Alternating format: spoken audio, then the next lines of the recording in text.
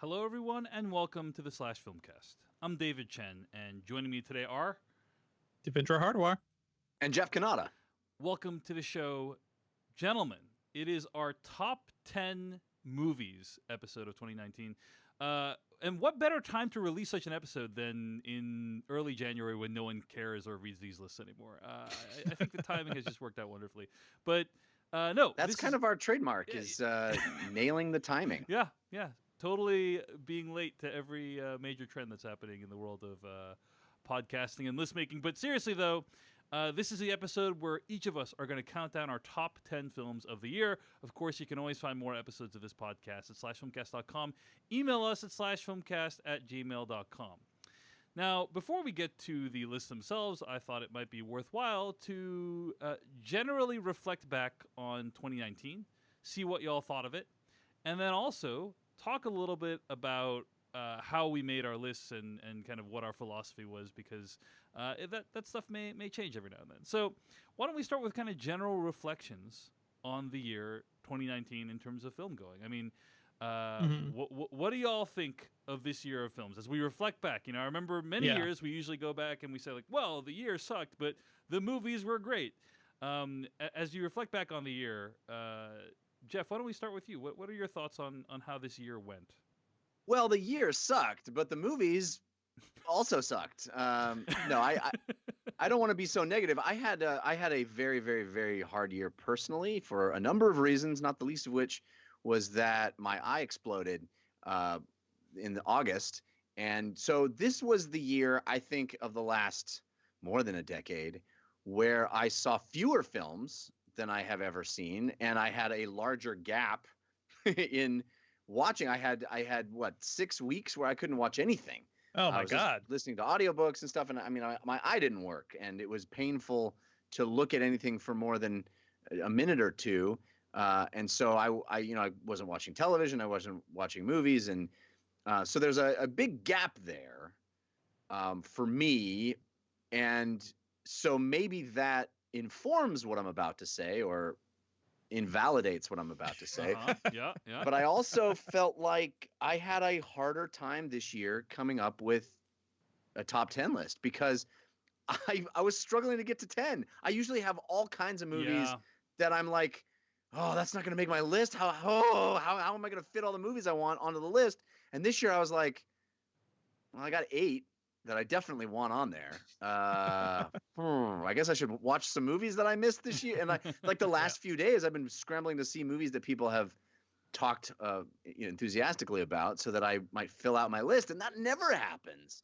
So maybe that's more me than the year, but it feels to me like the year because it's my experience of the year where I just felt like there was less stuff that I just came away really jazzed about than usual. Devendra, your thoughts? Jeff, I feel you just because you basically missed out on like a tenth of the year in terms of like what to watch and stuff. So that stinks. It's not great. For me, like I actually had a trouble like knocking it down to 10 movies. Like there are a whole bunch of things. I could go all the way up to top 20 at this point this year. Like there's a lot of things I really enjoyed, a lot of things that really resonated with me personally, and I think there are a lot of movies commenting on the state of the world today and class struggles and class issues. So I just enjoyed seeing all that out there. And there are a lot of things that just, worked for me really personally. So it felt like a good year for me. I am less anticipating next year, but we'll talk about that later. Yeah. Well, I think it's been no secret that this year has been really difficult. This is the year that almost broke me as a moviegoer. And I'm, obviously I'm being the classic David Chen level of melodramatic there, but it's also a year where Jeff Kanata, as of like mid-September, right, of 2019, I did not have a top 10. Like I had a top 6, maybe, like a top 8 at most. And then in the last 3 months, I've watched, a couple dozen movies, many of which could have been in my top 10. And so, that's definitely something that has been a dynamic that I felt like I would say I'm looking over it right now. 2/3 of my top 10 list and many honorable mentions came out in the last 3 months. Yeah. So it's been really like backloaded, and I do now feel like okay, there's more than 10 movies that I really really Mhm. love this year, and so like I'm like Devindra. It actually took me a little work to pare it down, but for the vast majority of the year, it felt like really slim pickings, particularly if. Like us, you didn't go to a lot of film festivals this year and see movies on the festival circuit before they became eligible for wider release. So I'm feeling you, Jeff. I'm feeling you, and I agreed with you for most of the year. But yeah, this last few months, I've just seen a bunch of stuff that we'll talk about in a little bit that made me feel like, hey, I could, it restored my faith in the movies a little bit towards the end of this year, and that's been nice to see. So yeah, those are our overall thoughts on this year.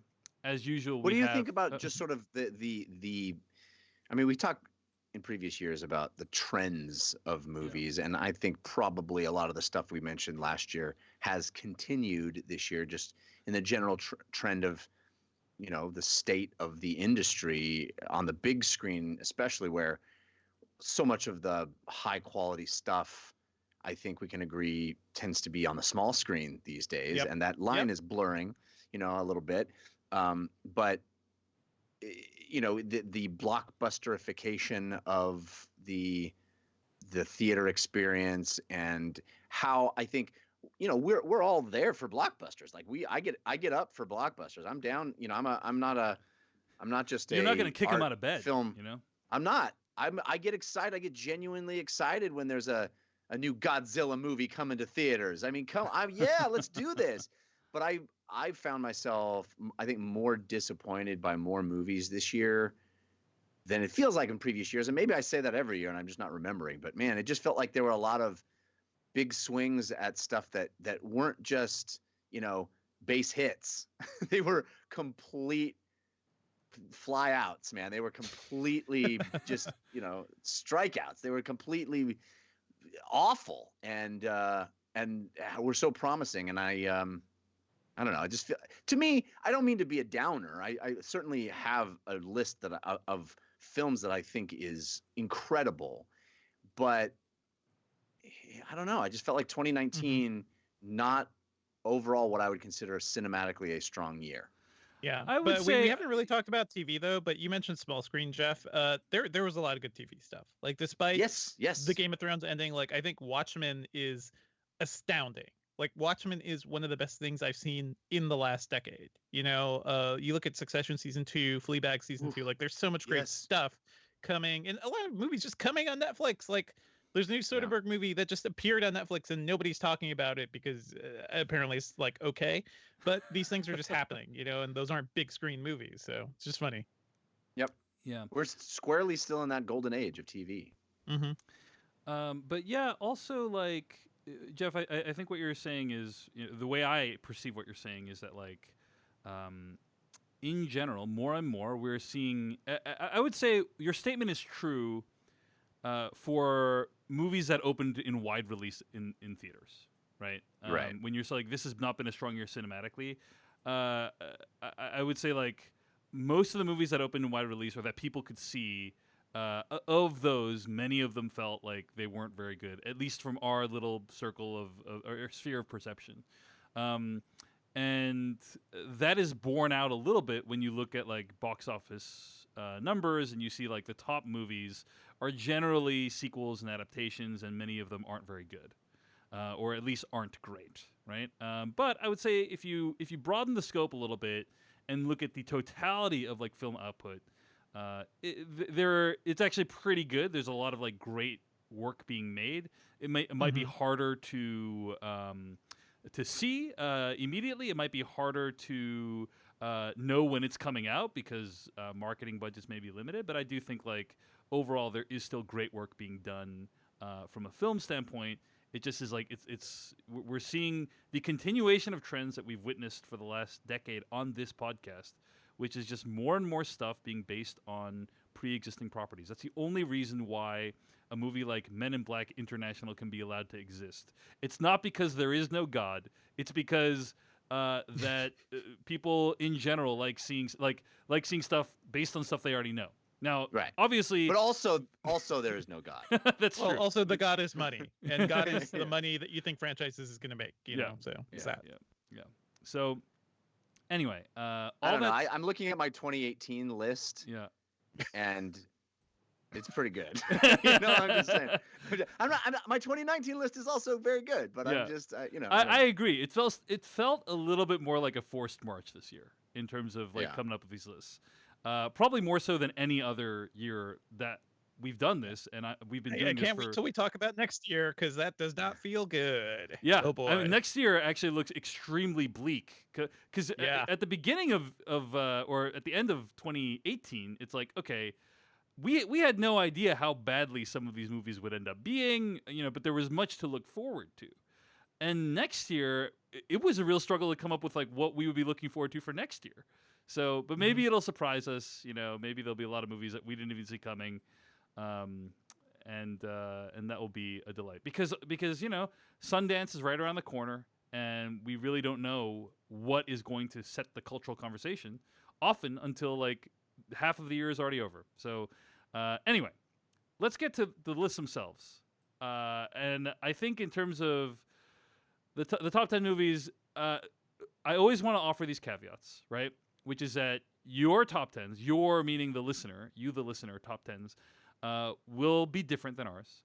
And embrace that difference. Try to understand, try to appreciate the fact that it is different tells you something about us on this podcast, right? Like the fact that my top 10 is different than your top 10 is like, hey, this says something about what David Chen's experience was, what Devendra Hardawara's values are, what Jeff Kanata finds most exciting at the theater. Like that's what these lists are, a reflection of us and what we are into at a very specific point in time. Because, a couple weeks from now, this top 10 might be if you ask me to make this top 10 list Sure. in a month, it would be completely different maybe. So just For sure. it's and also I would say that a primary function for me of this list is to highlight titles that people might not have heard of.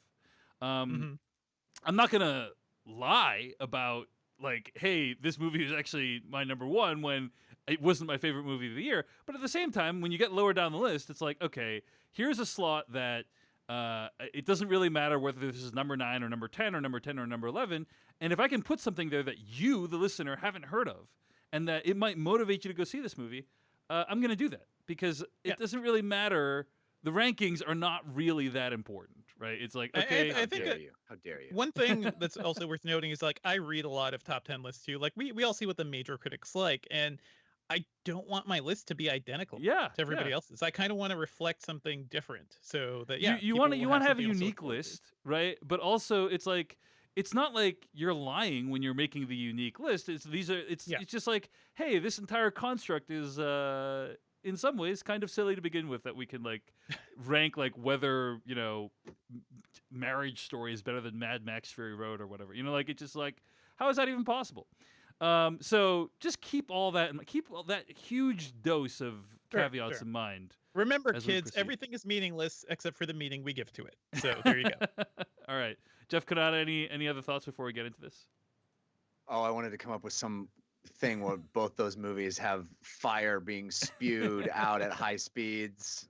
And I was struggling to come up with a Marriage Story, Mad Max Fury Road, where they're basically the same movie, but I couldn't.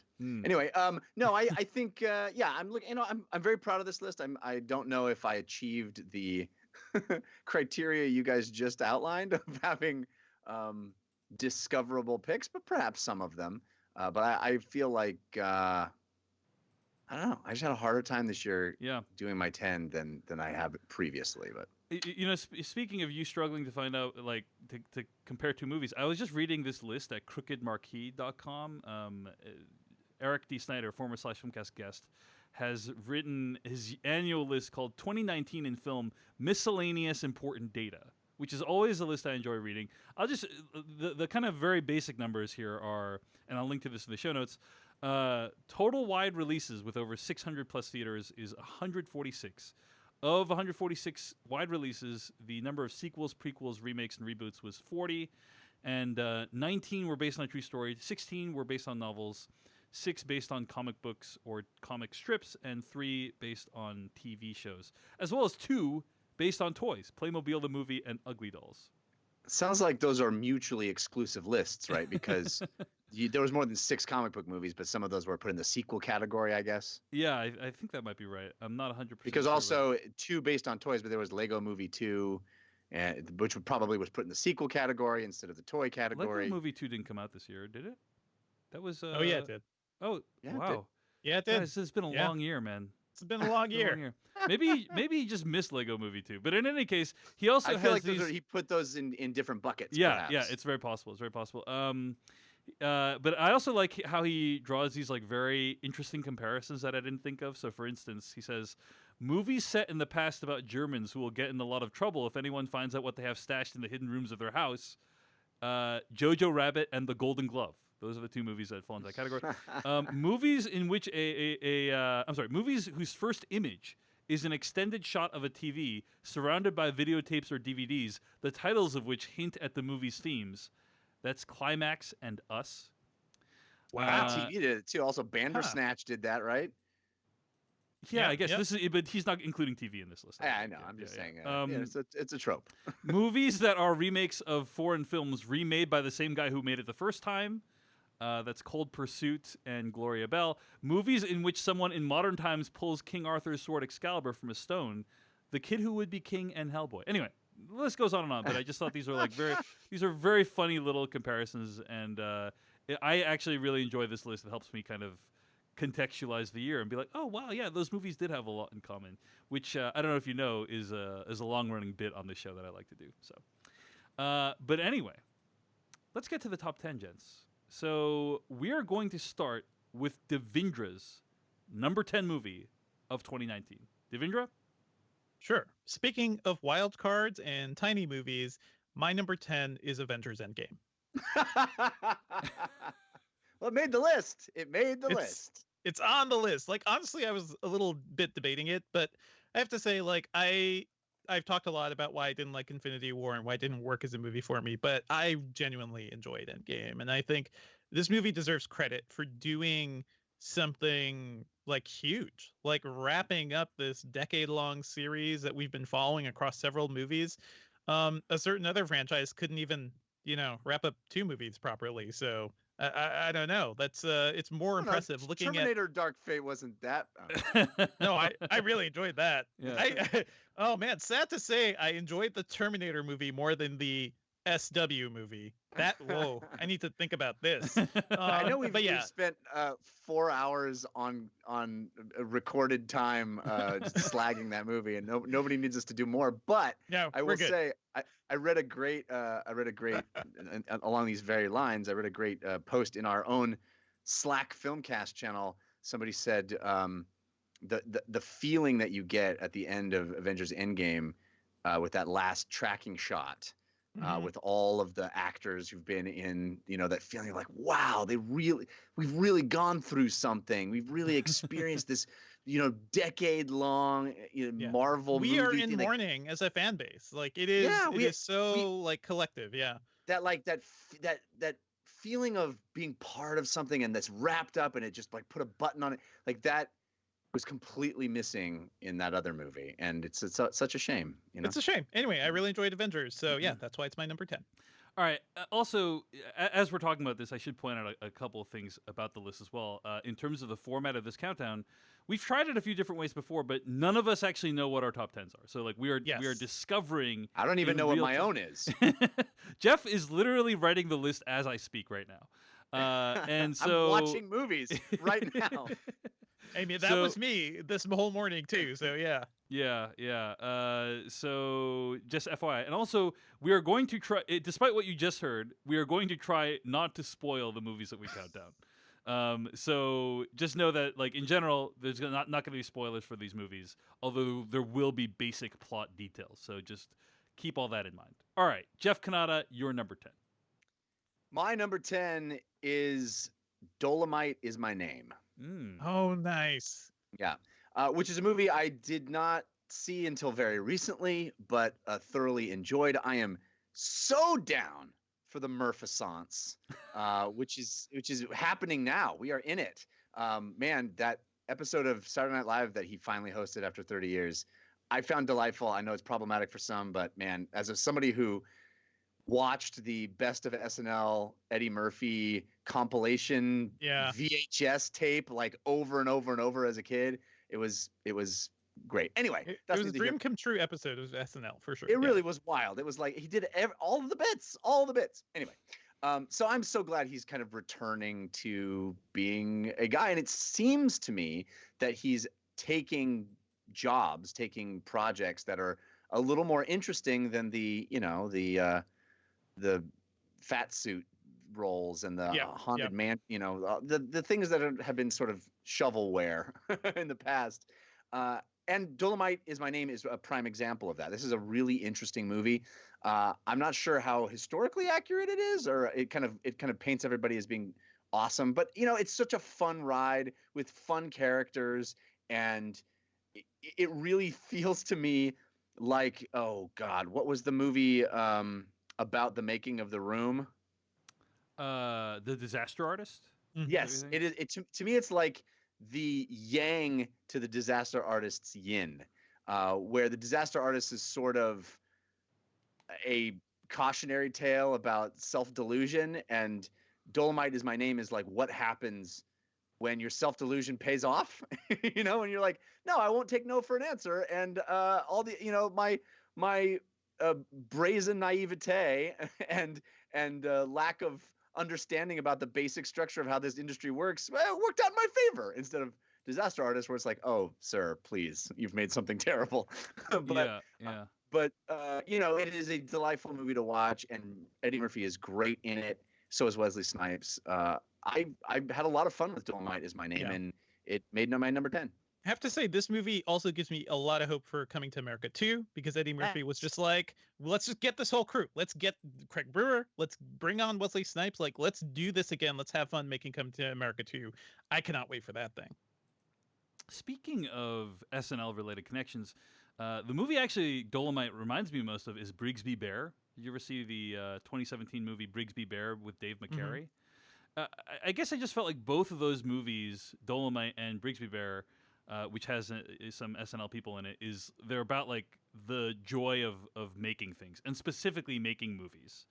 And that's what I felt like Dolomite Is My Name really helped to capture. So anyway, great choice for your number 10, Jeff.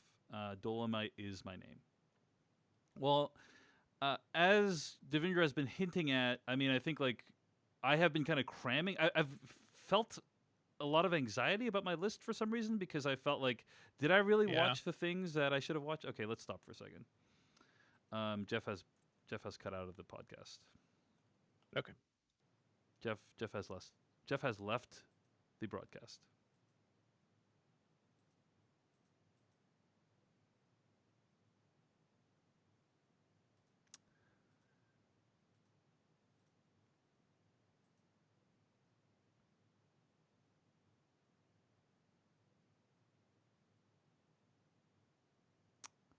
All right, gents. Well,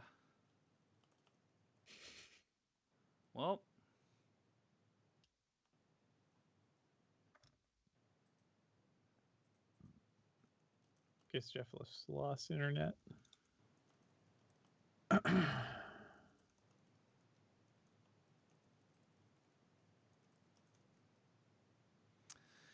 well, folks in the chat room, there's like 80 of you. How are you all doing today? This is the beauty of live radio.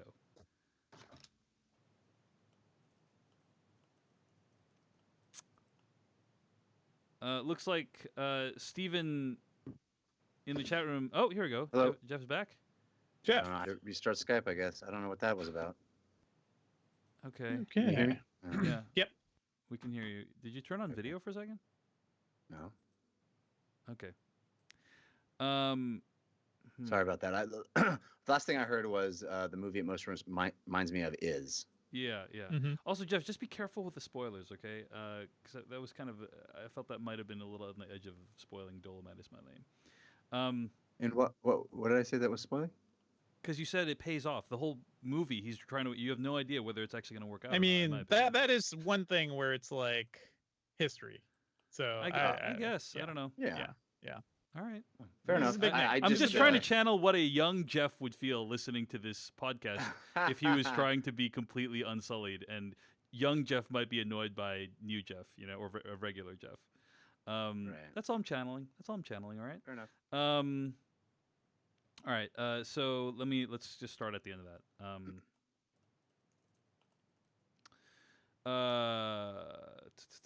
I'm just making timestamps here. So the one movie that this actually reminds me of is, speaking of SNL alumni, is Brigsby Bear. Y'all see the 2017 film Brigsby Bear, directed by Dave McCary? And Yes. what that movie was about in a lot of ways was like the joy of making things, right? The joy of making films specifically. And, or in that case, I think it was like a show. But anyway, I got some Brigsby Bear flashbacks when I was watching Dolomite Is My Name. And that's what I remember most about Dolomite, is like that it's really about the joy of participating in this crazy thing they called filmmaking, and I really appreciate it for that reason. So, great choice for Jeff's number 10. It's Dolomite Is My Name. All right, let's get to my number 10. So for my number 10, I have actually felt a lot of anxiety about my top 10 list for some reason. I don't know why. And so I've been like paranoid of, hey, am I including the right things? Did I watch all the things I needed to watch? So the last week I've been mainlining all these movies that like I didn't have a chance to get to, that have been making people's top 10 lists. And many Me of the too. movies didn't actually make it onto my top 10, so that felt like they were good movies, but they weren't good enough to be my top 10. But one of them did, and I actually watched it this morning at 9 a.m. before Oh wow. I recorded this. Before we recorded this, I got home at 2 a.m. last night from New Year's Eve festivities, and this morning watched it at 9 a.m. and it bumped off The Lighthouse from my number 10, and this is my new number 10, which is I Lost My Body. So I don't know if you've heard of this movie, I Lost My Body, Mm-hmm. but it's directed by Jeremy Clapin. It's an animated movie that you can stream right now on Netflix. And it's about a hand that gets cut off from its body, like literally cut off. And the hand spends most of the film trying to make its way back to its human body. Very much doing the Addams Family thing. Yeah, basically. yeah. It's basically a whole. The story Imagine of if Thing. the whole movie was about. Is it Cousin It or No, it's Thing. Thing? It's Sorry, Thing, I yeah. apologize. Yeah, so Thing. It's about Thing basically. Now, I was actually a huge fan of Jeremy Clapin's short film Skit Sign, and what that short film has in common with this movie is that Jeremy Clapin is really good at imagining what a mental condition would make you feel like, and then making that thing literal. And in the case of I Lost My Body, I won't reveal like what the hand represents in this character's life. But what I will say is this movie is bold and original and moving. I watched a lot of movies in the last few weeks just to get ready for both the Seattle Film Critics Awards and for this recording.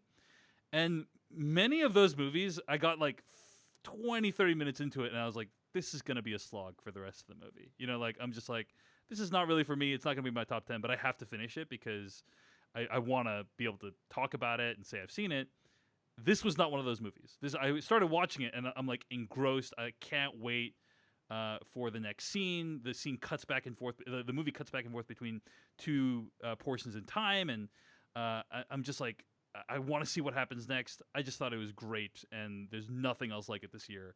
I'd highly encourage you to check out my number 10 movie, I Lost My Body, on Netflix right now. All right, let's move to number 9s. Devindra Hardor, what's your number 9? My number 9 is Ad Astra by James Gray. Now, I know you guys didn't really care for this movie, so, it's fine. I get it. This is a sort of like, to me, like a quiet science fiction movie that does some tremendous world building, has some fantastic characters, and I think says a lot about the human condition and kind of our place in the world and our place in the universe. I think this movie just really worked for me on many, many levels, and I just showed it to my wife, and she really enjoyed it too. It is a very specific thing. It's a very like slow-going film and very methodical, but It is so beautiful, and to me, sharply written. Maybe not like warmly written. It is a very cold movie, but I just kind of love the way James Gray builds his worlds. I've loved so many of his movies up until this point, so I guess it's not too surprising. But yeah, that's why Ad Astra is my number 9. Jeff, can you remind me what your opinion was on this film? I don't quite remember. I really liked a lot of it. I just felt the end completely lets the movie down. Oh, Right. Yeah, that's And right. Yeah. but I thought there are sequences in it that are some of the most memorable sequences of the year. The moon sequence, for Moon example. Shootout. Yeah. Man. Oh, so amazing. It was very good. Yeah. And there's some imagery in it, and the sort of matter of fact nature of how it imagines, day after tomorrow future. There's a lot of stuff to like about Ad Astra. I just felt like the movie's last, I don't know, fifth is so disappointing and such a letdown to the themes. And it didn't leave me with a good taste in my mouth. Unfortunately, it didn't make me reflect on all the other things I liked on it as highly as I would have if it didn't feel like it let me down. Yeah, I'm really glad you like the different. I agree with Jeff. There are some really memorable sequences in this film, but for me, it felt like James Gray brought a sledgehammer when what he needed was a scalpel, in terms of conveying some of the themes of this movie. So it's a mixed bag for me, but it's a solid choice for number 9, Ad Astra. I know a lot of people love this movie. That's Devindra's number 9 film of 2019. Jeff Kanata, your thoughts on your number 9 film of 2019? My number 9 film is a movie I watched last night. It is Jojo Rabbit. Oh, Nice. This is such a unique, wonderful film. I'm such a fan of Taika Waititi. I think when we originally reviewed, what is it, something of the Wildebeest? What is it? Hunt for the Wildebeest. Yeah, Hunt for the Wilder Or People. for the Wilder People. Yeah. Wilder People. Yes, Hunt for the Wilder People.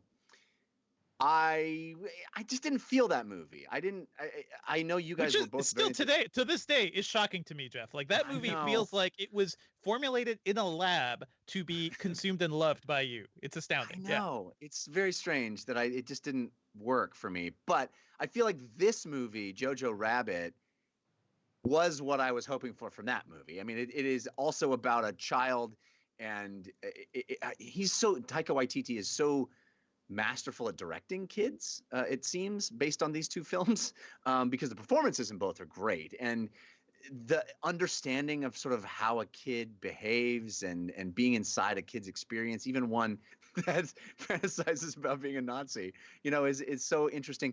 I love the color of this movie, it's vibrant colors in this film.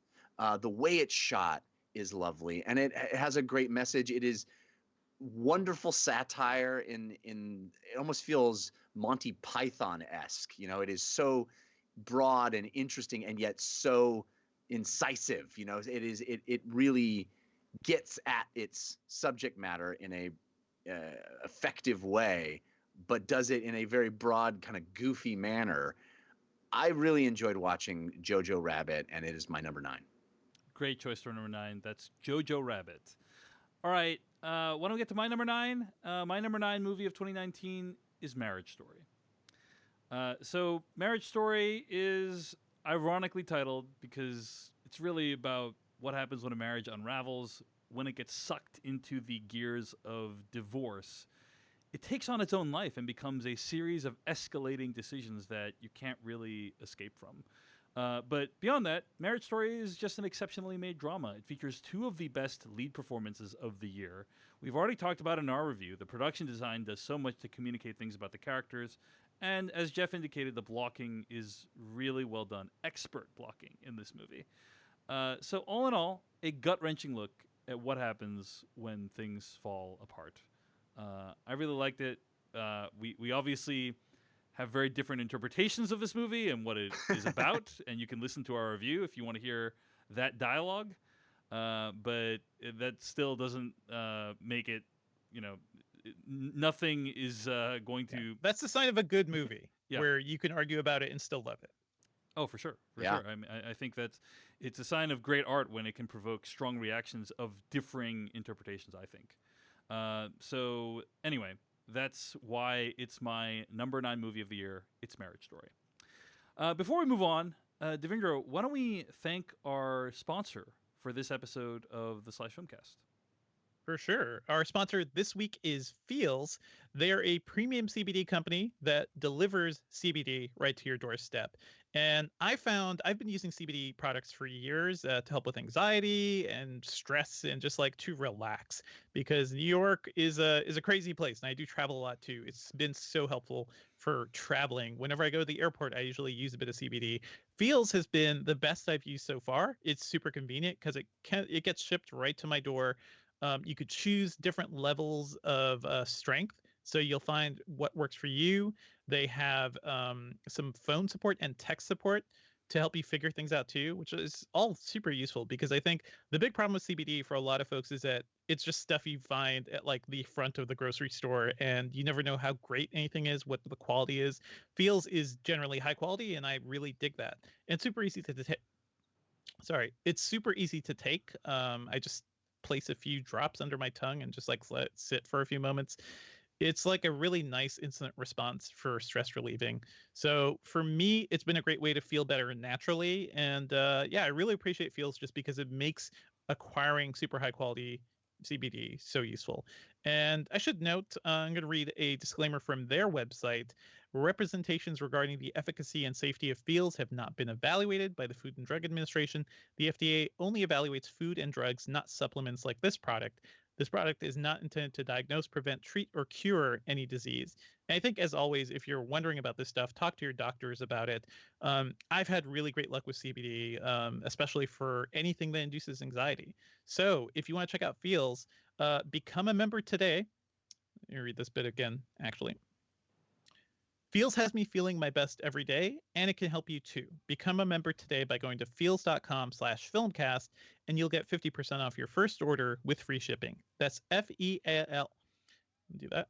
Sorry, do you guys hear that? A little bit, yeah. Okay. I'm just going to talk for it. Yeah. That's FEALS.com/filmcast to become a member and get 50% off, automatically taken off your first order with free shipping. Feels.com/filmcast. All right. Let's get to our number 8 movies. Devendra Hardawar, your number 8 film of the year. My number 8 is Portrait of a Lady on Fire.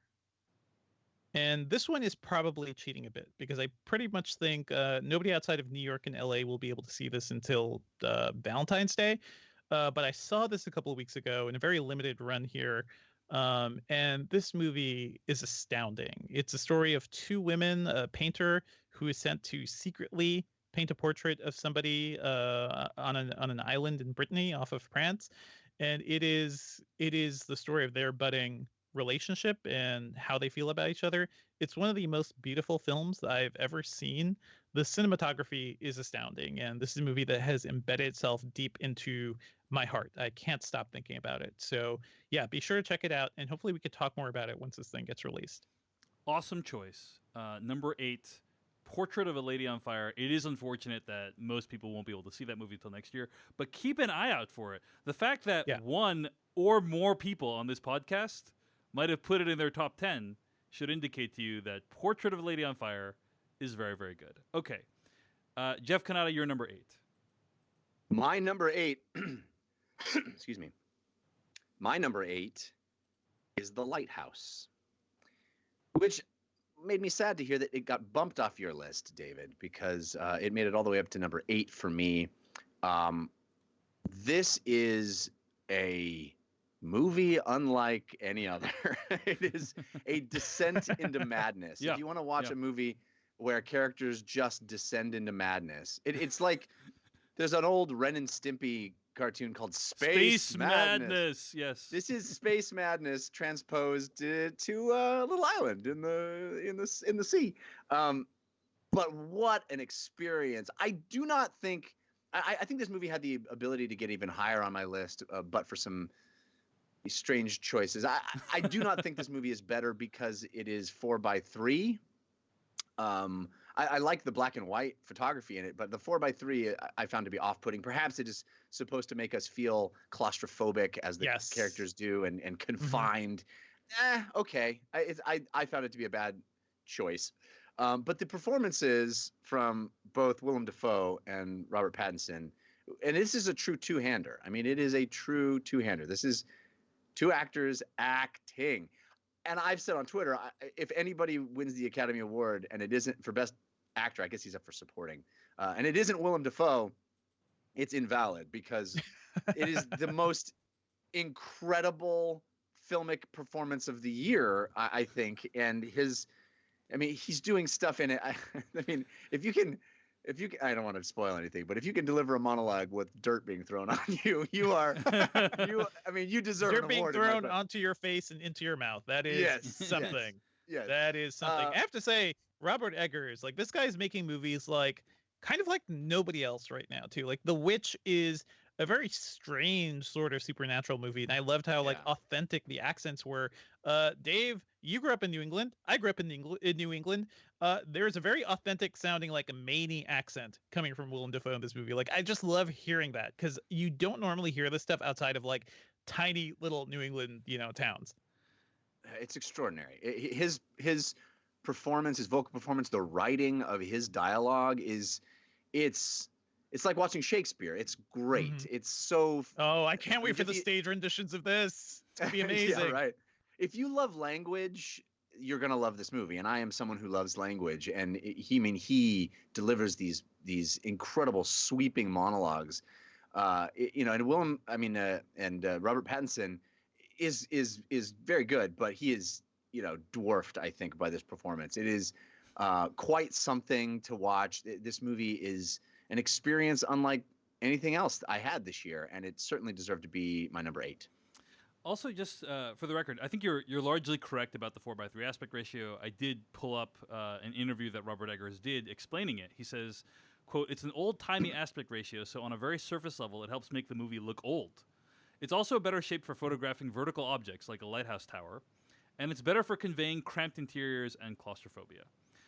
Sometimes when Robert Pattinson and Willem Dafoe are in a two-shot, it is cramped, it's tight, and I like that," end quote. So that's just defending the decision, Jeff. I know you're not a fan of it, but yeah. I'm certain that it was for artistic reasons, and he is the artist here, and you have to respect that. I didn't feel like it made the movie better for me. I kept imagining what it would have been like because the movie is beautifully photographed. I mean, it is this wonderful black and white imagery, and I wanted it to fill my entire screen. I wanted to see it. I have to say, it makes more sense for this movie just because of the old-timiness of it compared to something like maybe American Honey, which is also 4:3 and a beautiful movie, but a beautiful modern movie. And it always felt weird that movie wasn't more expansive.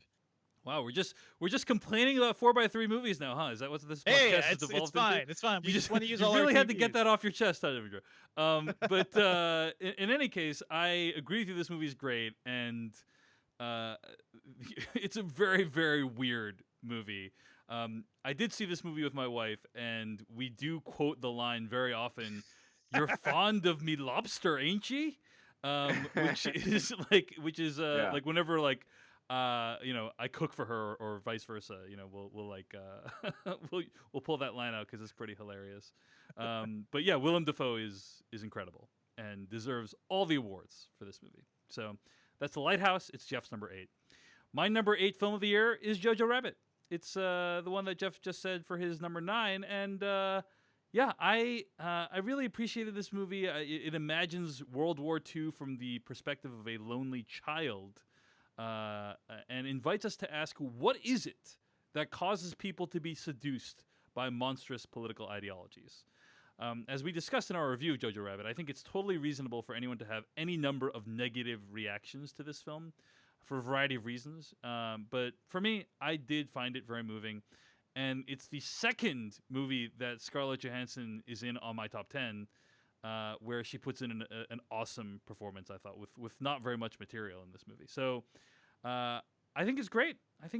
And I liked it a lot. So it's Jojo Rabbit, my number 8. Let's get to number 7s. Devin Hardor, your number 7 movie of 2019. Sure. My number 7 is Midsommar. And I think just like how I was talking about, like Robert Eggers making very strange movies, Ari Aster is making a very specific type of family horror. You know, like it's just or like relationship oriented horror. Um, I liked the Midsummer theatrical cut, but I just saw the director's cut, which is pretty much 3 hours long, and it fleshes out the central relationship. It just adds a bit more to the weirdness. And I think that whole cut, like just seeing the full context of that story it's a masterpiece. I love it. It is the story about, a couple who shouldn't be together going on a trip that they shouldn't be going on together, and things devolve into madness there too. But it's also so beautiful and so like so poetic at times. I just adored it. And the longer cut just makes it even better. That's why it's my number 7. I think this has been a really good year for Florence Pugh, right? Who plays Such a good year. the Yeah. protagonist in that movie. She was in that movie. She was in Fighting with My Family. She's also in Little Women. She's had a great year, and she is going to be a person to watch going forward in terms of. Yeah, she was what she's in in. the Park Chan-wook TV series last year too, like the little drummer girl, and not many people saw that. Like it's fine, it's a fine like spy type thing, but she is very good in it. So it's like just a countdown until this woman wins an Oscar. Yeah, and she is yeah. super young. It too. is a It's countdown. insane. Yeah, she's like 23 years old. It's a countdown until she wins an Oscar. She's going to do great. She's going to be in Black Widow next year. So Yep. I think there's a pretty high floor in terms of how badly a Marvel film can do at the box office. So I think that's probably going to be her first like big blockbuster movie. So looking forward to seeing her get more into the spotlight because she is very, very talented. So that's Devinder's number 7. It's Midsommar. Hey, Jeff, did you have a chance to see this movie? Because I think we did the review without you No. on this one. Yeah. Oh, yeah. That's Yeah, I right. have Because not, you're no. like, why would I want to put myself through that? Right. I think. I was a little scaredy cat about this one. Indeed. All right, Jeff, what's your number 7? My number 7 is The Irishman. And what an experience this movie is as well. I don't think it is the film that Goodfellas is, but it is certainly, I think, belongs in that Scorsesean oeuvre. It is an interesting next chapter, an interesting late career chapter in Scorsese's career, and seeing his troupe, his acting troupe, reunited. Joe Pesci puts in an incredible performance here, and De Niro reminds me what made him so great. After years, I think, of toiling in some, less than stellar work, he puts in another De Niro experience kind of performance, and Pacino is great. It's fun to watch. As I said in our review, it reminds me of my Italian-American heritage in interesting ways with food and the way people look in this movie and how they dress and the kinds of places they live in. So it resonates for me personally on an interesting level. And it is a long experience, but I think it earns that length. And the final tense sequence of this movie that is also quite lengthy, I was on the edge of my seat. It is masterfully constructed, and well worth seeing, well worth spending the time. And I'm so thankful that Netflix made this movie happen, because it is one of the best experiences that I had watching a movie this year, and my number 6. All right. Sorry, number 7. 7, yeah, 7. number 7. A great choice for number 7. Martin Scorsese's The Irishman. It's on Netflix right now. My number 7 is Honeyland. Now, I don't know if you all have had a chance to look into this movie a little bit more after I brought it up a few weeks ago on the podcast, but yeah. Basically, the way you described it made us both not want to watch it. Well, then I'm doing a bad job, Jeff. But yeah, I really like this movie. It's available on video on demand right now, first of all. And it tells us a very small story about 2 neighbors in a remote area of the Macedonian Mountains trying to survive in the modern world. But the implications it has are staggering. I think this movie is really a metaphor for humankind's dependence on nature and what happens when we upset the delicate balance. So I'm a huge fan of it. It's like the visuals are incredible. The fact that they were able to get this footage is incredible. It's a remarkable documentary achievement. I would definitely check it out on video on demand right now. The movie is Honeyland. It's time for our number 6s.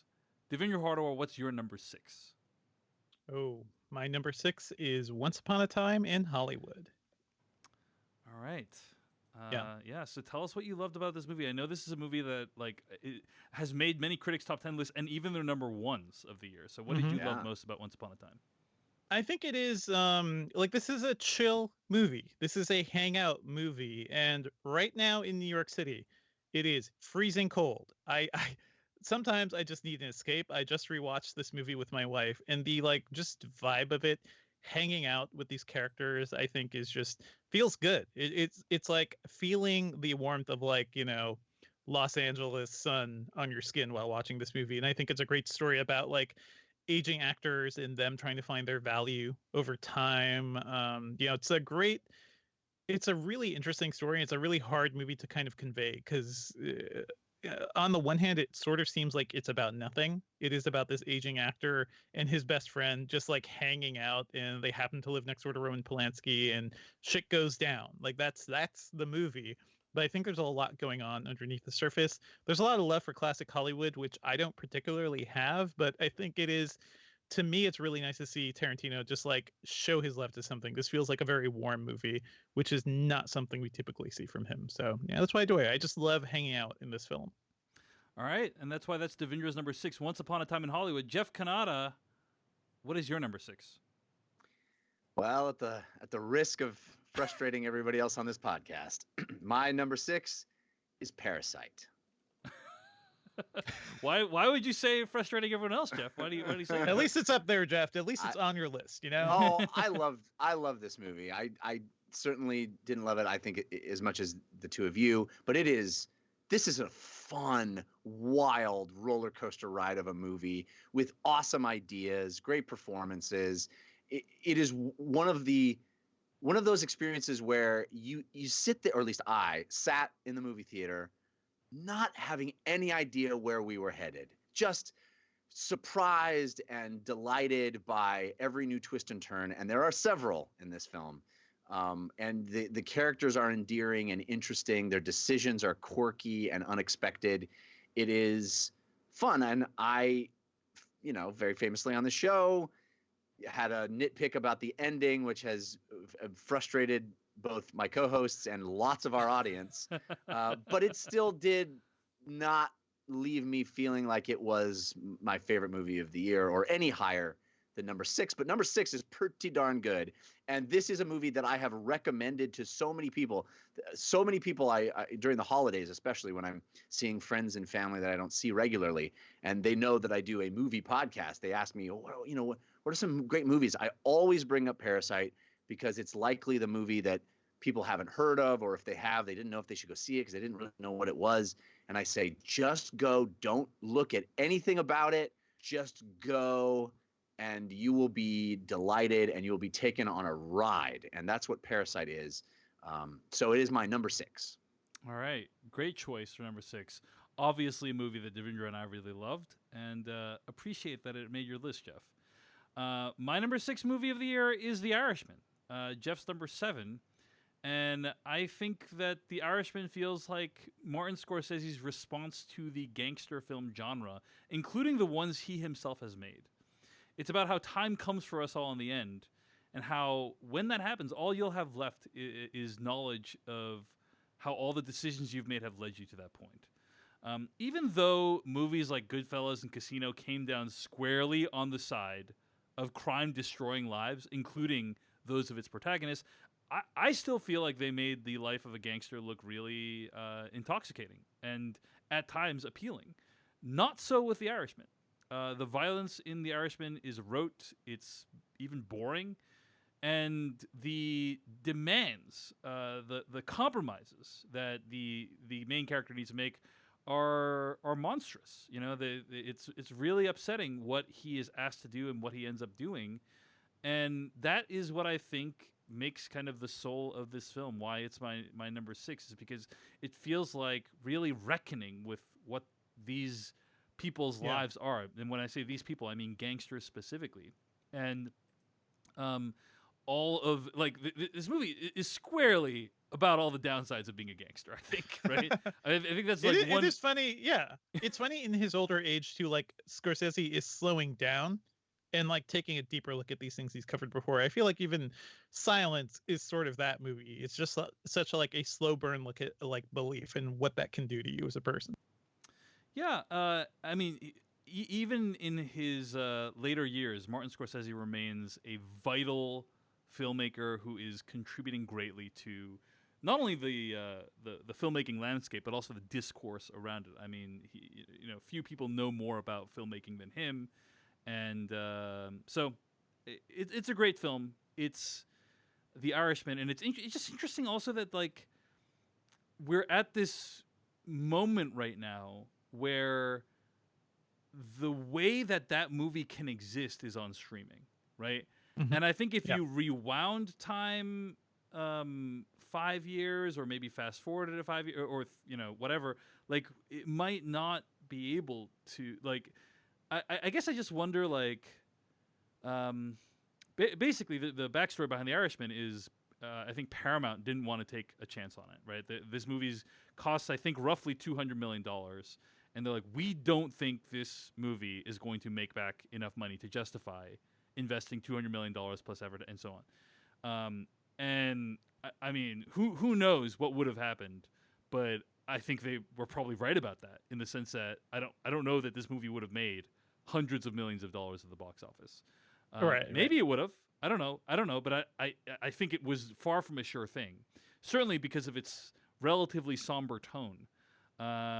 And also, like a lot of unproven things, like the de-aging technology. Who knows if that would have worked? Like, I think overall it does work. There are moments For me, when it doesn't. that was probably a lot of the cost too, because they were working on this movie for a long time. Yeah. Like we've been hearing so much about it. So like that is a strong hint that a lot of that is just pre-production and like the work on the visual effects to make that work. I think you could have done this movie without that. Like it would have been a different movie. But you hire different actors to play the younger selves. Just do what movies have done forever, and that would have been very different. Maybe it would have been less poignant. But honestly, even to my eyes, like I don't necessarily see the huge I guess age like difference, right? Like it's not, sometimes between like 40-something De Niro and like the very old De Niro certainly, but like there you don't see him super young, so it's not like we're taking this technology to like as far as like somehow some of the Marvel movies have in short bursts. The key is this is happening for most of this movie, right? Yeah. But I guess the point I was making is just like in 5 years from now, I just don't see Netflix making these bets. Like we've already seen them starting to tighten up a lot, right? They've been canceling shows left and right. Shows that in other circumstances, like when they first launched, they would have given years for these shows to find an audience. Now they're like canceling shows left and right. I assume they're going to start investing less money in these huge kind of blockbuster scale movies. Who knows? But I do think they're going to start to feel it on Wall Street a little bit more as well. Like I don't know how much higher their stock can get, given the sheer rate of burn that they have in terms of like spending. So I guess it just feels to me like The Irishman is this moment in time where like, hey, it feels like a transitional moment between the old studio system and the new streaming reality, where the old system, would have made a bet on something like this, would have made a Cats-like bet on something like this, and then see it fail horribly. You mean the old system of like the 70s and the 80s? No, I mean what I'm referring to, like Universal Studios betting $100 million on Cats and that movie doing really badly. Right. Like Paramount could have bet $200 million on this movie, and then it made $80 million domestically, and they would have not liked that as a business prospect. But they didn't do that because it feels like we're transitioning out of this system of movies that are relatively original properties. It's based on a book, but it's not like Marvel Comics, and then moving into a new system where like a lot of these movies are made by streaming companies. And but that being said, who knows how long that's going to last, and I don't know if in 5 years they would make a movie like The Irishman. Who knows? But it's a unique moment in time. And I think that's also something that's captured in this movie as well, just like from a business perspective. So that's why it's my number 6. I mean, not that. That's why it's my number 6. Like it's my number 6 because of all the amazing things about the movie. but it also happens to indicate all these things about the industry as well. Number 5's Devindra. Hey, let's before we get to number 5, maybe we should speculate on what our number 1s are going to be for each other. All right. Yeah, it's a fun game. Well, you know what, Jeff? Can we do this after one more choice? Okay. It'll make sense. It'll make sense. No. We're halfway through the list. I don't know. Yeah, it feels like the right place to do it, Dave. All right, fine. I'm just gonna go out with my number 5 right now, then, which is because I think my number 5, Okay. Jeff, is your number 1 movie. Well, there you go. And I'm actually, I was gonna wait until you. I feel like you well- could have predicted this, Dave, without even blowing your number 5. But Yeah, okay, you don't have to keep do going. that. You can just predict it and then say what your number 5 is. But my number 5 is Avengers Endgame, Okay. which is what I predict will be your number 1. So Okay. Devendra, what do you think my number 1 is going to be? I also think Avengers Endgame, but now it Okay. sounds like you're trying to trick us. So Yeah. I don't know. What and is this- Dave, I think your number 1 is Parasite. So yeah. Yeah, I think both of your number 1s is Parasite. I think Mm. Devindra's might be Little Woman, is my guess, based on Ah. conversations we've had. But that's If So- his number 1 is Little Women and you guys are like, you don't need to see it, I'll be so mad. All right. All right. First of all, I never said you didn't need to see it, Jeff. I was just saying, Said, please, don't worry about it. It's not that big of a deal. Jeff. I was referring not to any movie specifically. I was just saying you don't need to kill yourself to make this episode of the show. Uh-huh. Although if you had to kill yourself for one movie, it probably would have been. Little Women. Although if you had to kill yourself, would have been Little Women. Okay, Devindra, what's your number 5? My number 5 is Hustlers. Ooh. Yeah, I think this movie. I think this movie kind of came out of nowhere to be a really poignant take on modern society, the financial crisis and class struggles. But also, this movie stars Jennifer Lopez in like a blazing, incredible role. Like not since Out of Sight has she been this great and electric on screen. And Constance Wu, Julie Stiles, like everybody in this movie is just amazing. Like this movie does such a great job of building up this relationship between these two women working in a strip club, but also them like trying to claw their way into a little bit of success and, leads them down a bad way. But I think it's it's still a very compassionate movie about these women and like their struggles and why they kind of end up doing what they're doing. So yeah, I really enjoyed it. Cannot get it out of my head. I cannot wait to rewatch this too, because I feel like my wife will love this thing. So that's why it's my number 5. All right, Devindra's number 5 is Hustlers. Jeff Kanata, your number 5? My number 5 is Avengers Endgame. Oh shit! What? Oh shit! I'm in shock right now. Are Yeah. you joking? Are you messing with me? I No, think it's this was legit Jeff my like number 5. actively working against his Marvel standing. So yeah, Oh I my get it. god! All right, It's which It's is my number number 5 5. too. It's So it's my number 5 too. So we can talk. We can both talk about it. But that's go why ahead. you Yeah. said, can we do it after we do number 5? And I went, no, we can't. Because it would have ruined the whole thing. Okay. Well, Would've now I'm ruined the really whole thing. curious what your number 1 is.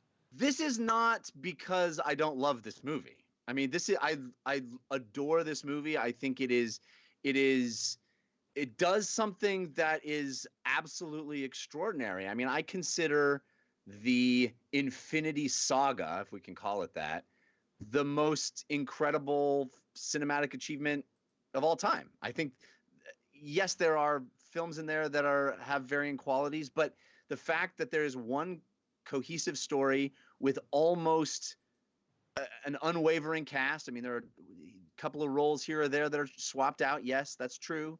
But for the most part, some of the greatest actors in the history of the cinema, certainly a cast that is of the greatest actors working today, across multiple genres, across, a variety of characters that should never have even earned a place on the big screen. If you're asking me as a 15-year-old what characters I thought would ever make it onto the big screen, and then to bring them together in a 2-part film that ends on such an emotional, I mean, we all left, well, not we all. I was very confident, but you guys both were very, expressed some doubts about how it could be possible Sure. to do what they did at the end of Infinity War and then make that actually land with any weight whatsoever. And the fact that the whole first hour of this movie is dealing with that on a very powerful level, and it still has time to be exciting and have set pieces that are amazing and do things that are unexpected and take you to places you didn't think, and then ends in this crescendo, and the denouement at the end landed with me. It is an amazing thing that this movie actually stuck the landing and created a satisfying conclusion to 25 plus movies. That is, how do you even do that? How do you even start that? Let alone, start, fade in on the satisfying conclusion of a decade of stuff, and yet to do it so well and make it actually feel like a cinematic movie, not just a big popcorn movie. Yes, there's big popcorn stuff that happens in it, but this feels like a weighty, interesting, important movie that also has time to have fun and be goofy with Thor and all this stuff and step back through, make all the history matter. I love this movie, and I don't mean at all to diminish it by putting it at number 5. But I know you just guys love other perceive it things that way. more. I just feel like, when I make these, yes, they are my favorite movies, but there's also, when you make a list like this, at least when I do, it feels like there is, you guys kind of talked about suggesting things to people or admiring cinema in ways that, a billion-dollar movie kind of already has, that made me push it down slightly. I think there are movies that I am more impressed with in a different way, and more, I think, are more sort of award worthy than this. But it is not to diminish my true and everlasting love for Avengers Endgame.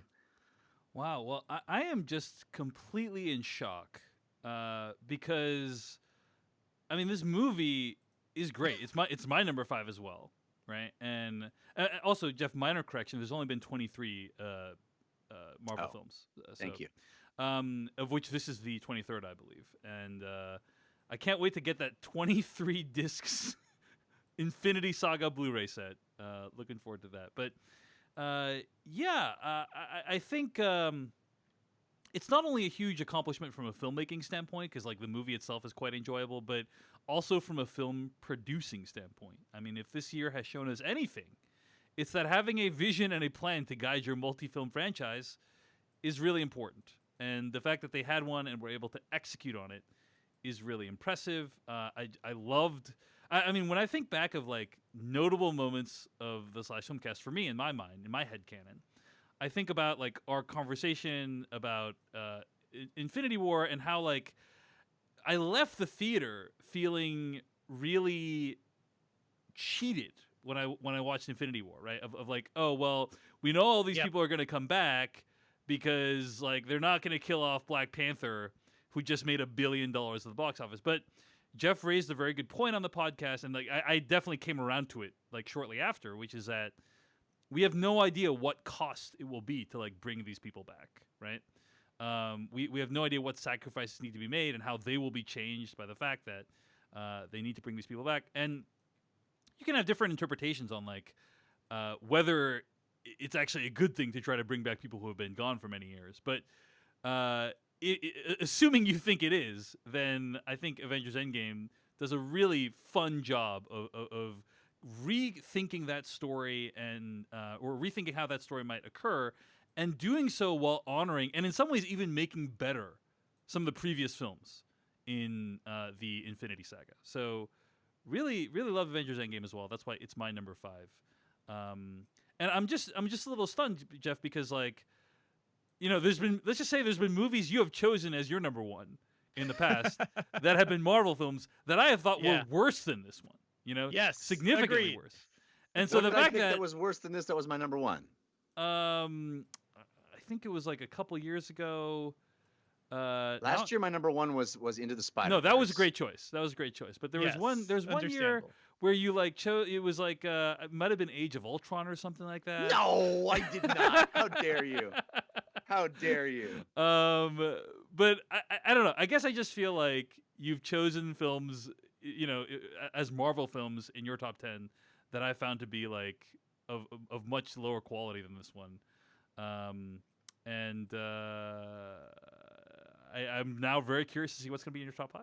So This is in my top 5. The rest of your top 5. Maybe The if rest I of your had top 5. if I read revisited this in the last week or so, maybe I would have been reminded as to why I love it so much. But it is, I'm not, it is one of the best movies I have ever seen from a pure childhood wish fulfillment standpoint, and it was an incredible experience this summer. It was unbelievable. And I do not, as I said, do not mean to diminish it by putting it at 5.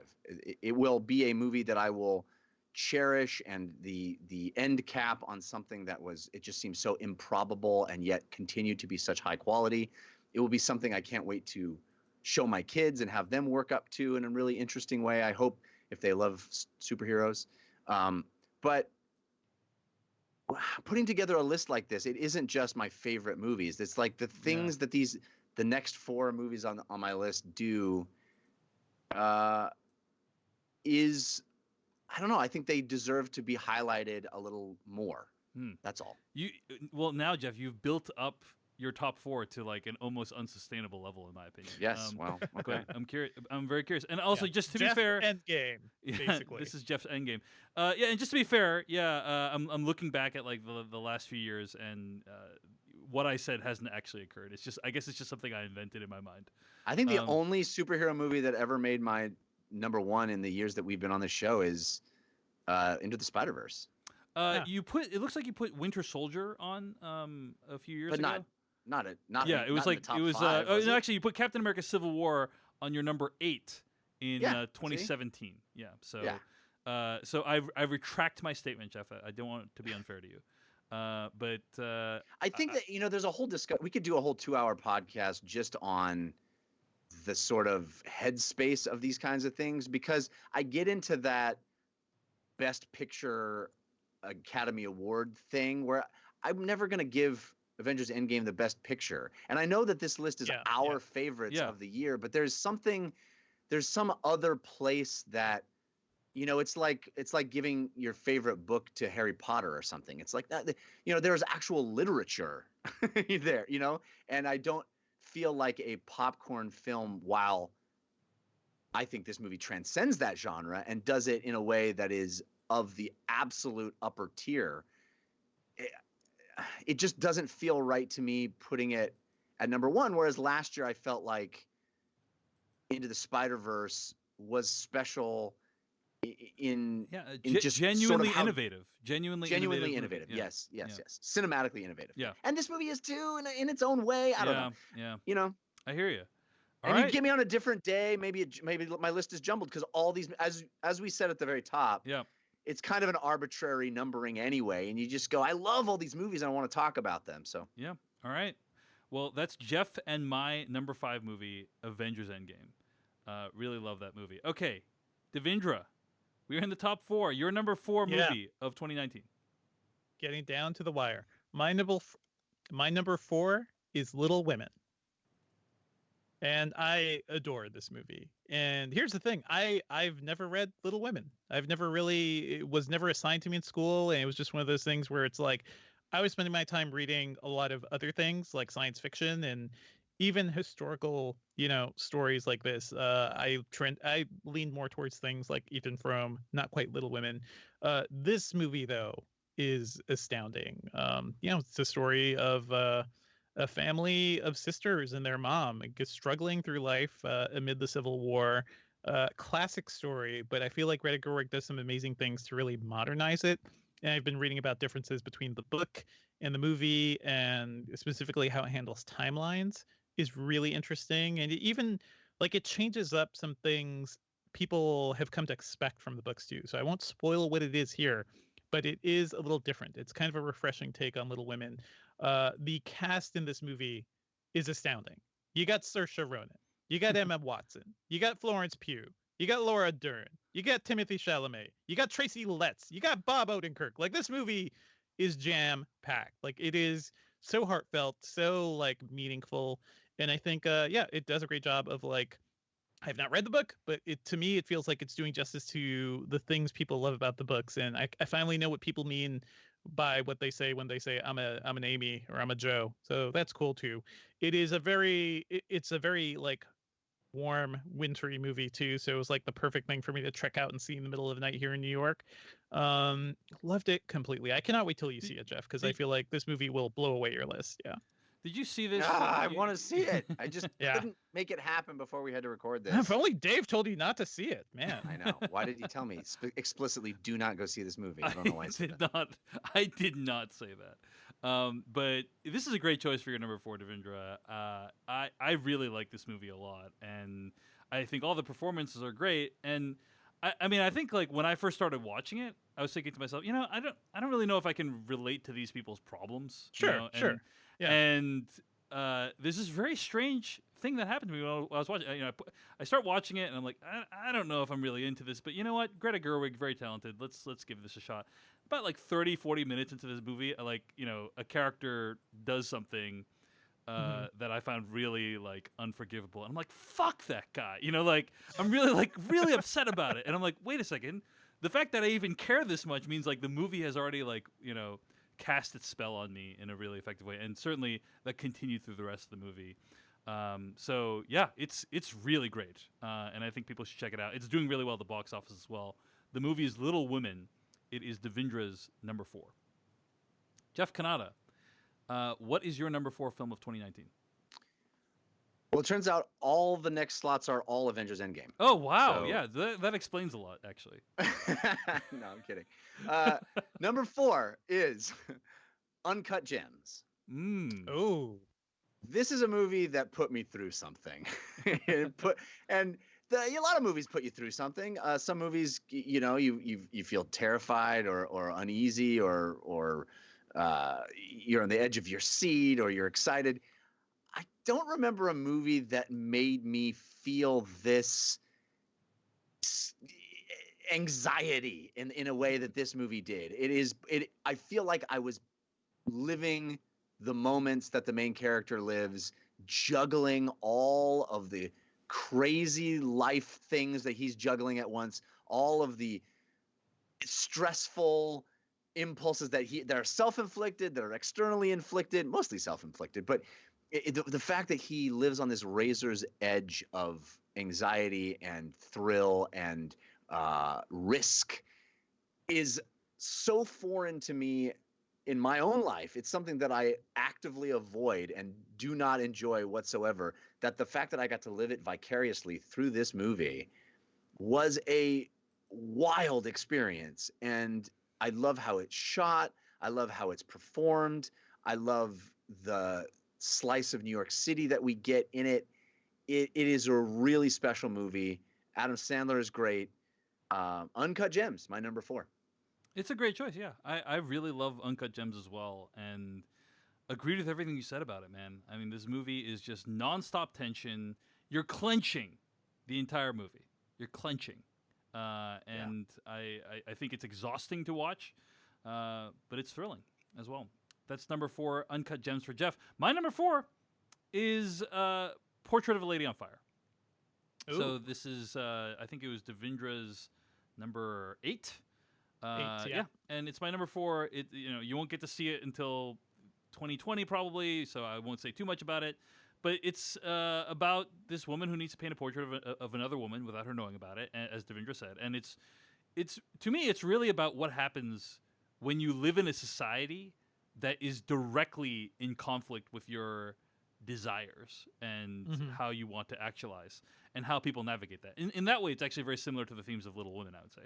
And it's a very beautiful film. Love the performances. Love the cinematography. And I mean, there's shots in this movie that will haunt me for a long time. So it's Portrait of a Lady on Fire. Check it out when it comes out in theaters and on home video in 2020. My number 4 movie of the year. We're at top 3s. Devindra, your number 3 film of 2019. Okay, drum roll, time.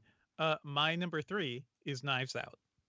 Ooh. I love Ryan Johnson, and I feel like this movie, my theatrical experience watching this movie, was the most fun I had in a theater this year. This movie is a blast filled with amazingly like rich and likable, well, interesting characters. Not everybody's likable, but this is such a quote-worthy and well-written and well-structured and brilliant movie. I just love it completely. For me, the movies I know I'm really gonna love throughout the year are the ones I cannot wait to rewatch. And this is one like I want to go back to the theater. I want to take my wife to see it. I want to take everybody to go and see this thing because I think it is so fantastic. It's a great choice for number 3. Did you all see that Ryan Johnson released an audio commentary Yes. for Knives Out? Yeah. I cannot wait to listen to that. Yeah, Yeah. it'll be fun. But Knives Out, great movie, very enjoyable time at the theater, and I would highly recommend people listen to our interview with Ryan Johnson, which he did with us a few weeks back. I really felt like we had a good time deconstructing some of the tropes in that film. So check that out. It's Devindra's number 3 movie, Knives Out. Jeff Kanata, your number 3 film. My number 3 is Marriage Story. And I believe this was your number 8, Dave, is that right? Yeah, I think that's right. No, my number 8 was Jojo Rabbit. It's my number 9 movie of the year. Yeah. Number 9. Obviously we disagreed about the interpretation of this movie, but I think we both agreed that it is an incredible movie. This is the kind of movie that makes me want to be an artist. It's the kind of movie that inspired me to go to acting school. This kind of movie that's really of actors, it's long takes, it's language, it's deep exploration of character, and it really, I think, gets at a truth. It gets at a difficult truth, and it is one that I reflect on a lot since I've seen it. I think about it with friends that I hear about that are either contemplating or in the middle of divorce. It is a powerful movie. It is a cautionary tale.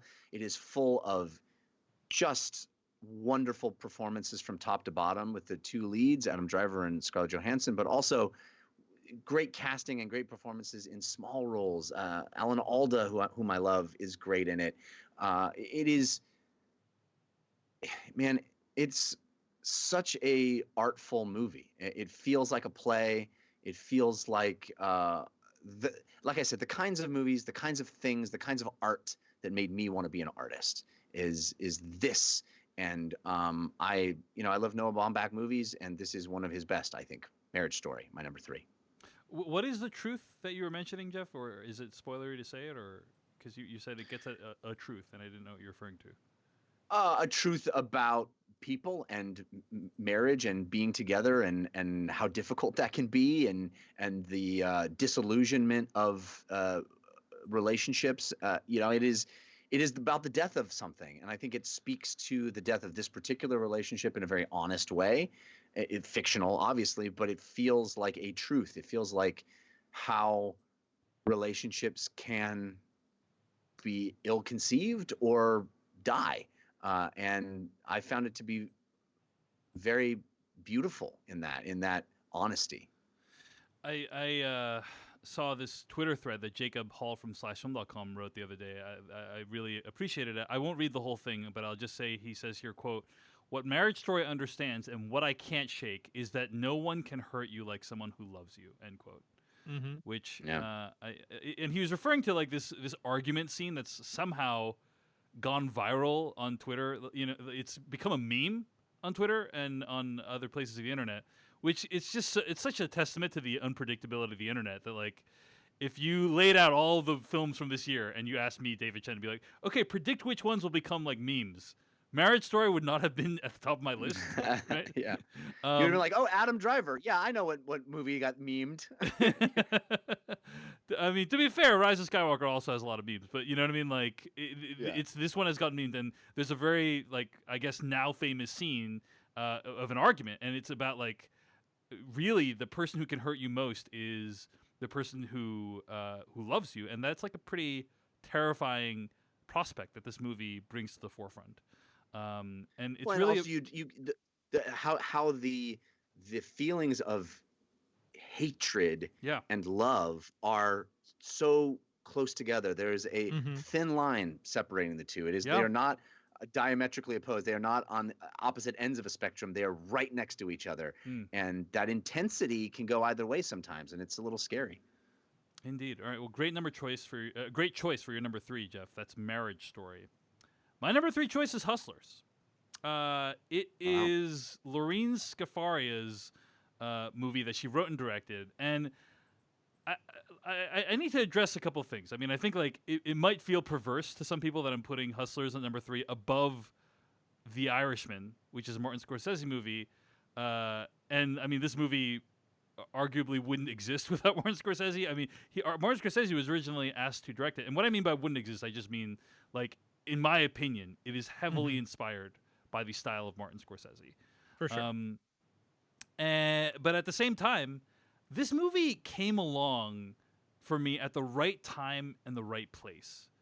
Because for me, it had been months since I'd seen a movie in a theater that I'd really enjoyed. I think you were in a low place. I saw this movie like August, September, and this summer was just such a terrible slog. And then Dave was like, maybe movies just aren't for me. I mean, you joke, Jeff, but the thought had crossed my mind that like just in my darkest moments, I was like, is my ability to enjoy movies like broken? You know what I mean? Because like especially because everyone had loved Once Upon a Time in Hollywood, a movie that I found virtually nothing to recommend it. You know, like I just did not enjoy that movie. And I'm just like, are my tastes just so far divergent from everyone else's that like it's not? Is it even worth seeing and talking about movies anymore? I really had that thought this year, and this movie Hustlers came along at a time when I'd been thinking that for many weeks and months, and I just found this movie to be an electrifying look at the lives of these women who are not only strippers but running this elaborate scam.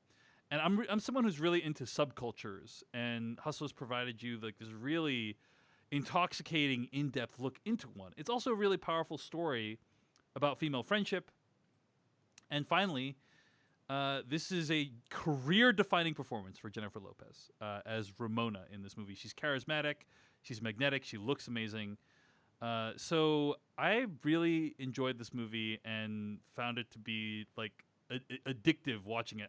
Addictive is a weird word to say about a movie because you watch it and then you're done with it. But like as I'm watching it, I'm like, I wish this would continue because I'm so a fan of what this filmmaker is doing to pull me into this world and make it interesting, but also to give me like some real emotional highs and lows throughout.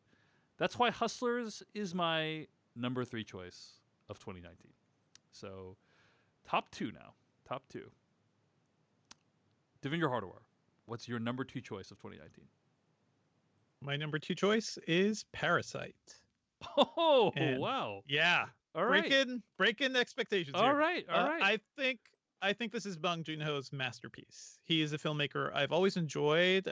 He always explores like really fascinating themes, especially when it comes to like class struggles. And this is a movie where a lot of his ideas just completely solidify into this almost like fairy tale, story between a very poor family making their way into, the lives of a very rich family. And I think what's really astounding is that I don't think anybody in this movie is necessarily bad, but they have very like they're all blinded by certain things, and to get deeper into that, we'd have to talk about it in spoilers, but this movie has a lot of ideas going through, and it can express why like a rich person may just be completely have no idea, what a very poor person may be dealing with, and also like how their very existence and their house and the way they live is almost like an affront to people who have to really struggle to get by. So this movie goes places. It feels like it defies genre just because it goes in so many different directions.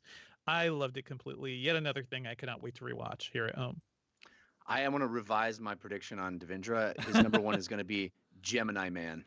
Oh boy. Now I have no idea what his. I'm thinking it might be Knives Out, but we'll see. I already did Knives Out. You already did Knives Out. Oh shit! I think it's going to be a certain car movie, but we'll see. Oh yeah. All right. Gemini Man. There were cars. There Lots were of cars in that, right? Anyway. Yeah, so motorcycles, the whole nine. You know. Okay, I know that was very random. Okay, Jeff Canada, you're number 2. My number 2 is Knives Out. I agree with everything Devindra has said already about it. I'm a fan of Ryan Johnson. He's been gracious about being on our show. That is not why. I mean, it's wonderful. That is a wonderful additive.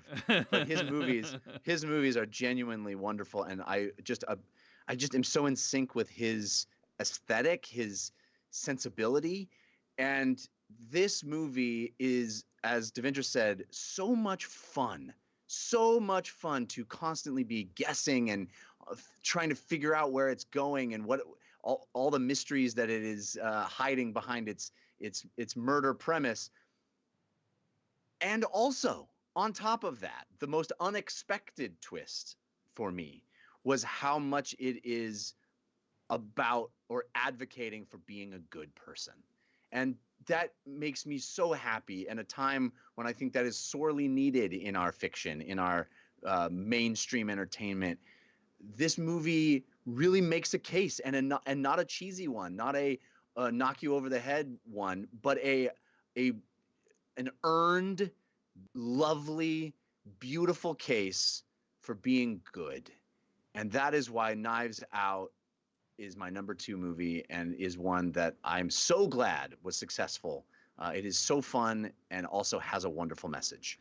Yeah, I thought it would do well, but it is like basically like a smashing success at this point. Like I don't think it could have done better, than it is doing right now. I think it just crossed $100 million domestically, and it's basically a 220 total domestically and worldwide. Feels like it bodes well for the future adventures of Benoit Blanc, which I'm really excited about. So great choice for your number 2. It's Knives Out. Great summary of the film as well, Jeff.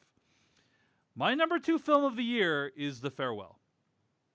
So Lulu Wang's The Farewell tells the story of a woman whose grandmother gets cancer, and then this woman needs to participate in a ruse to deceive her about it. And it features a groundbreaking performance by Awkwafina, probably her best work to date.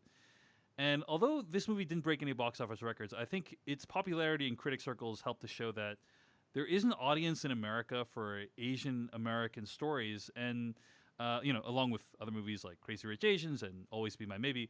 But that's what this is. It's a story about what it means to be an Asian American and to be trapped between two worlds. It's about this character, Awkwafina, navigating between what she understands at her core to be right as an American person, which is you would never lie to someone about them having cancer if you're in America. In fact, it's illegal to do so, I think, in certain circumstances, right?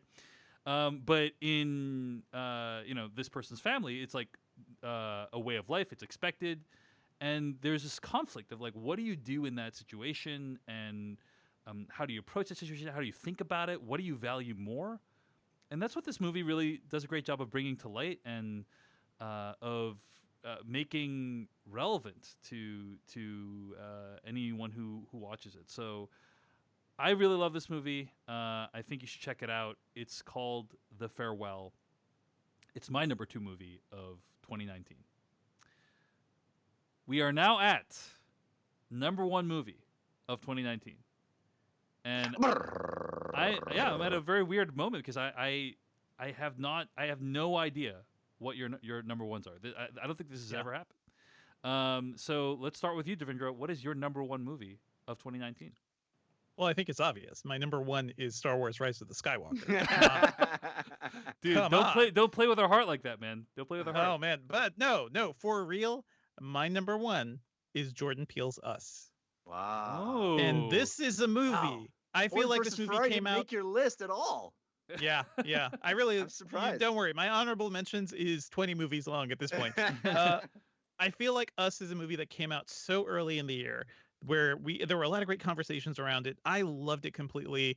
And it's weird how, I don't know, is it being ignored or something? Or maybe there's just been so many other movies that have come out. It feels like anything that happened at the beginning of 2019, happened like 10 years ago. So the perspective of time is shrinking and getting very weird.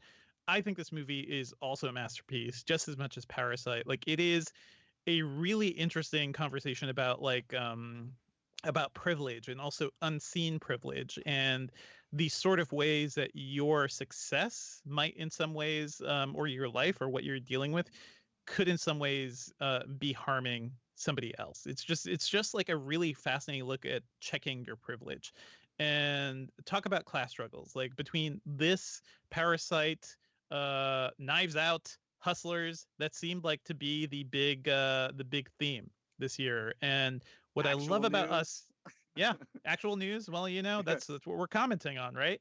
Yeah. I love that this movie does it through the lens of a horror movie, and Jordan Peele, his style has been evolving so much since Get Out. Like this movie looks fantastic, has some tremendous performances. I think horror never gets any love during the Oscars, but I feel like what Lupita Nyong'o does in this movie is astounding. The fact that everybody had to play dual roles is phenomenal, like given what a lot of them do, but specifically Lupita Nyong'o and what she's dealing with as a character. The way this movie works when you rewatch it, it is sort of like it is a fascinating little treasure box where like you just rewatch the reactions to both of Lupita Nyong'o's characters in very different ways because of that. So yeah, I love it. I love that Jordan Peele kind of has he is telling stories in the way that John Carpenter did and Rod Serling did, like stories through the lens of like fantasy and science fiction, sometimes horror. I love the way he's managing horror, and he is creating indelible images. Like just the idea, the images of the people in the red suits holding scissors, like the images in this movie, I think are some of the most indelible things that encapsulate what 2019 is like. Like this is what living through the current state of the world is. So that's why I love it, and that's why it's my number one.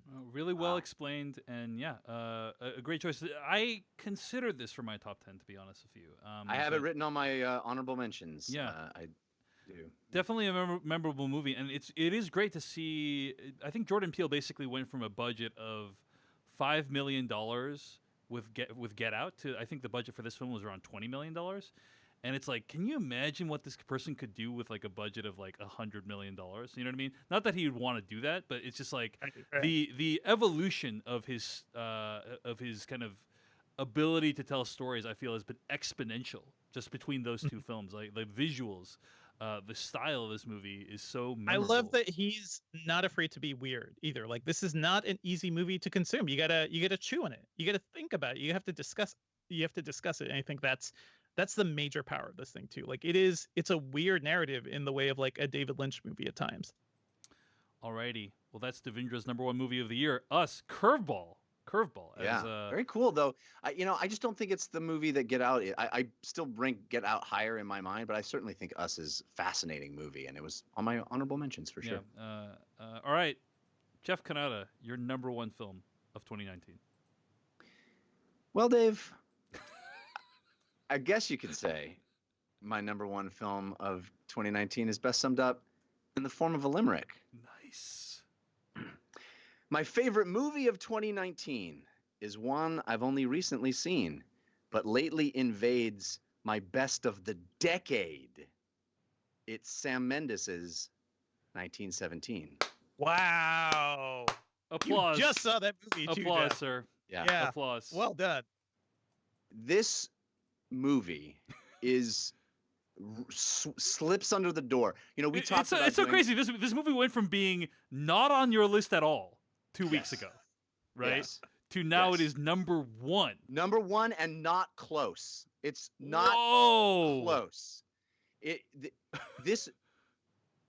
We talked about doing it. A lot of people have requested that we do, our top movies of the decade. I actually was one of the biggest people to say, of the three of us, to say we just did our big 500th episode. Yeah. We just basically it's the same thing. We did our favorite movies of the time we've been on. It's basically going to be the same list. It feels a little redundant to me. And then here comes 1917, which I think not only is my favorite movie of this year by a mile, would be on my top 10 of the decade.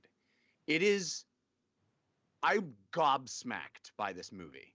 It is unbelievable. It's an impossible movie. Have you guys seen it yet? Yeah.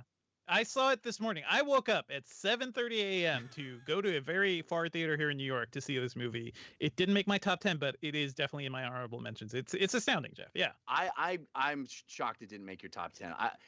To me, this is the movie that I wanted Dunkirk to be. This is this is the feeling of this movie. First of all, how did they make this? How? I will watch endless behind the scenes. I need to go see this again. I'm going to see this again as soon as I can, because so much of the movie I'm distracted by just going, how did they do this? How? It is an impossible movie. The fact that like this is a statement on what is possible in cinema right now. It is one of the most beautiful, exquisitely shot films. I mean, yes, there are hidden edits in this movie. I noticed a few. So the main thing though, the overall idea is that this movie looks like it's a one take movie. That's kind of the conceit, and it's astounding the way how far he goes with that. The way they accomplish that, even with hidden edits, is that there are astoundingly long takes, astoundingly intricately choreographed with hundreds of people that all have to be doing the right thing at the right time. It is a war movie that has to be so perfectly. It's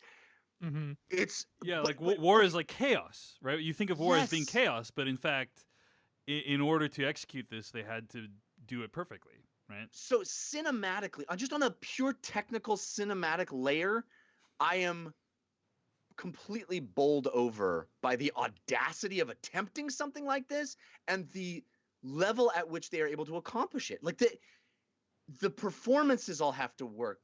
Everything has to, and the camera moves. I mean, there's a sequence early on in the movie where they scamper up this muddy hill, and you know that it was a Steadicam shot for most of the preceding 20 minutes that led you there, and then the camera like effortlessly goes up the mud and then lands over water and like does a dolly shot across water where we just saw the water and there was no dolly track on. I don't understand how they did any of it. The craziest crane shots in this movie, for sure. The craziest stuff. And then things that are intricately lit that we just see a snippet of as the character walks around a corner. It's like, on a pure technical level, it is, like I said, a statement. It is like, oh, cinema can do this. Also, Roger Deakins kind of at his career best. I feel like some elements of things we saw in Skyfall are here. Just the way he lights certain things. And Blade Runner. There's like a sequence that reminded me a little bit of how Blade Runner was lit in a certain part of it. But like, you're right, Devindra. It is his magnum opus as a cinematographer. It feels like Sam Mendes' magnum opus as a director. It reveals some new actors that I wasn't aware of that I'm like, oh, I'm going to follow their career from now on. So technically, I'm just talking on a technical level. It's one of the most incredible things I've ever seen on a movie screen, right? And I recommend anybody that goes to see this movie, see it on the biggest, best screen with the best audio you can. This is not something you can watch at home. This is a movie that demands to be seen projected in the best theater you are able to get to. Okay, I think, by the way, it is. You brought up Dunkirk, Jeff, but it's doing very similar things, just in a very different way, right? Whereas I think what Dunkirk was doing was through really staccato editing at times. Like, it wasn't as much about the long takes; it was more about how things wrap together. This is very much a very steady story told visually, into like less about those harsh edits. Yeah. And I also feel like Dunkirk felt to me a very cerebral experience, and not it didn't have the heart of this movie. And that's what I love about it, because all I've talked about so far is this sort of macro layer of the accomplishment of it, which is not to be diminished at all. It is incredible, but it also has the other layer that I look for in a great movie, which puts it to me in like a best of the decade category here. I was completely transported on this journey. This movie, now, I know that I have had Dungeons and Dragons on the brain in the back half of 2019. But this movie feels to me like a Dungeons and Dragons campaign. It feels like Lord of the Rings. This is a Lord of the Rings movie. It just happens to be taking place in World War I. But it is, you are on a journey. Dungeons and Dragons is about moving from place to place, and that's what this movie is about. It's about moving from place to place. The camera is taking you without cutting from I was place. thinking more of like it's very much a video game cutscene at times, not in a pejorative way, but in the way that like a cutscene has a an artificial camera and can kind of go anywhere, and if it's made with computer generated characters, it could go on forever. It's weird how this gave me very similar vibes. I feel like people who play a lot of games, and certainly like a lot of Call of Duty games, like it's all there's over the shoulder camera. There is like you controlling this character as he's running through, an elaborately choreographed action scene. Like it gave me a lot of those vibes in a really fascinating way. Like this seems like something a younger generation, a viewer too, would be more easy to adapt to because they've been playing these things on on their games for so long too. I just worry that somehow cheapens it a little bit, because I think the idea of a video game on a big screen has traditionally felt like something that is a pejorative. Yeah. And it is not. I mean, I understand what you mean when you say that, but I don't want people to come away thinking that it feels like a video game cutscene in the negative sense, because it feels like a film. It is incredible. The performances are amazing, and the story, it has the connective tissue. Like the way it's shot is that there are no gaps. You move from one place to another. These characters have to go from one place to another, and you're with them every second that they have to do that. And that connective tissue, that there's no edit, there's no like, well, the next morning they woke up, or on the other side of the street they came around the corner. No, we are with them. That's what it feels to me like, a Lord of the Rings adventure. This is the difficulty of moving through space cinematically and just as these characters is so it to me, it's the perfect marriage of a sort of showy visual style. It's not a gimmick that this is a single take, is what I'm trying to say. It really does add to the movie to me, not just because it's a whiz bang, wow, how did they do it, but because you are moving through space with these people, and you see how hard it is and how harrowing and how emotionally wrenching it is, and all of the things that happen along the way are so incredible. It is such high adventure, and there's such a stirring heroism. I mean, I leapt to my feet after the movie was over, running to my phone to text my wife, like, I have to take you to see this. It is what I wanted to feel from the new Star Wars movie. It is that kind of level of heroic, high adventure, high stakes war. I love this movie so much. I can't wait to watch it again. I want to devour every shred of how they made it, because I think it's going to be picked apart and analyzed, because it's unbelievable. Yeah. It's an impossible thing. I will say, Jeff, I'm a little worried about how this movie will do in theaters, just because like I've seen the trailers, I've seen like a lot of the marketing for it. Nothing is selling like the idea that this is a prolonged experience. Like it just, to me, it looked like a generic war movie, and I wasn't really paying attention to it until people were like, holy shit, this is a, really interesting attempt at a one-take war movie. And yeah, only because it showed up on critics list is why I made the effort to see it too. I feel like I need to see it at least once more to really solidify it. But yeah, it's a technical achievement. It is astounding. I hope we get time to review this whole thing. January is pretty rough in terms of major releases. Yes. So I suspect this movie, 1917, will be out in wide release in January. Yeah, so I would much rather review this than Bad Boys for Life. So yeah. Wow. All right. Yeah. I mean, I can't wait to talk about it with you guys, with you after you see it, Dave, and talk about it more, because in spoilers. It is an amazing movie, and I hope people go see it. I hope it does really, really well. I think it's a beautiful piece of art. Excuse me. I think it's a beautiful piece of art. I was weeping at the end of it. I love this movie. Mm-hmm. I love it. Yeah. It's like The Revenant with heart, basically. Yeah, it's a great, Revenant. I was also reminded of The Revenant. Yeah. Yeah. But it does have so much heart. It has so much heart. And me, I'm a sucker for that too. So it's, 1917, my number one movie. Well, to be extremely predictable, My number one movie of the year is Parasite. I feel it. I understand. yeah, Which man. I don't like being as predictable as I am, but I can't deny it. I mean, aside from being an exceptionally well-made thriller that takes some really unpredictable twists and turns, Parasite, as Devindra indicated, also has a lot to say about privilege. I mean, one of the main themes of 2019 films, Us, Joker, Knives Out, Ready or Not, has been this notion that we as a society need to grapple more with privilege. How much of it do we have? And what are its impacts and implications? How exactly does our society reinforce existing power structures? What does that say about the people who are forced to survive in them? No film asked all these questions better than Parasite, which does so with a great deal of entertainment, humor, and tragedy all mixed together. That's why it's my number one film of 2019. So I think we've already talked about this a few times, and we have much more to get to, so we can move on. But really love this movie. It's I recently did a ranking of my top 10 films of the decade. This is the one movie from 2019 that made it onto that list. Huh. So I'm a huge fan, and I think it will stand the test of time.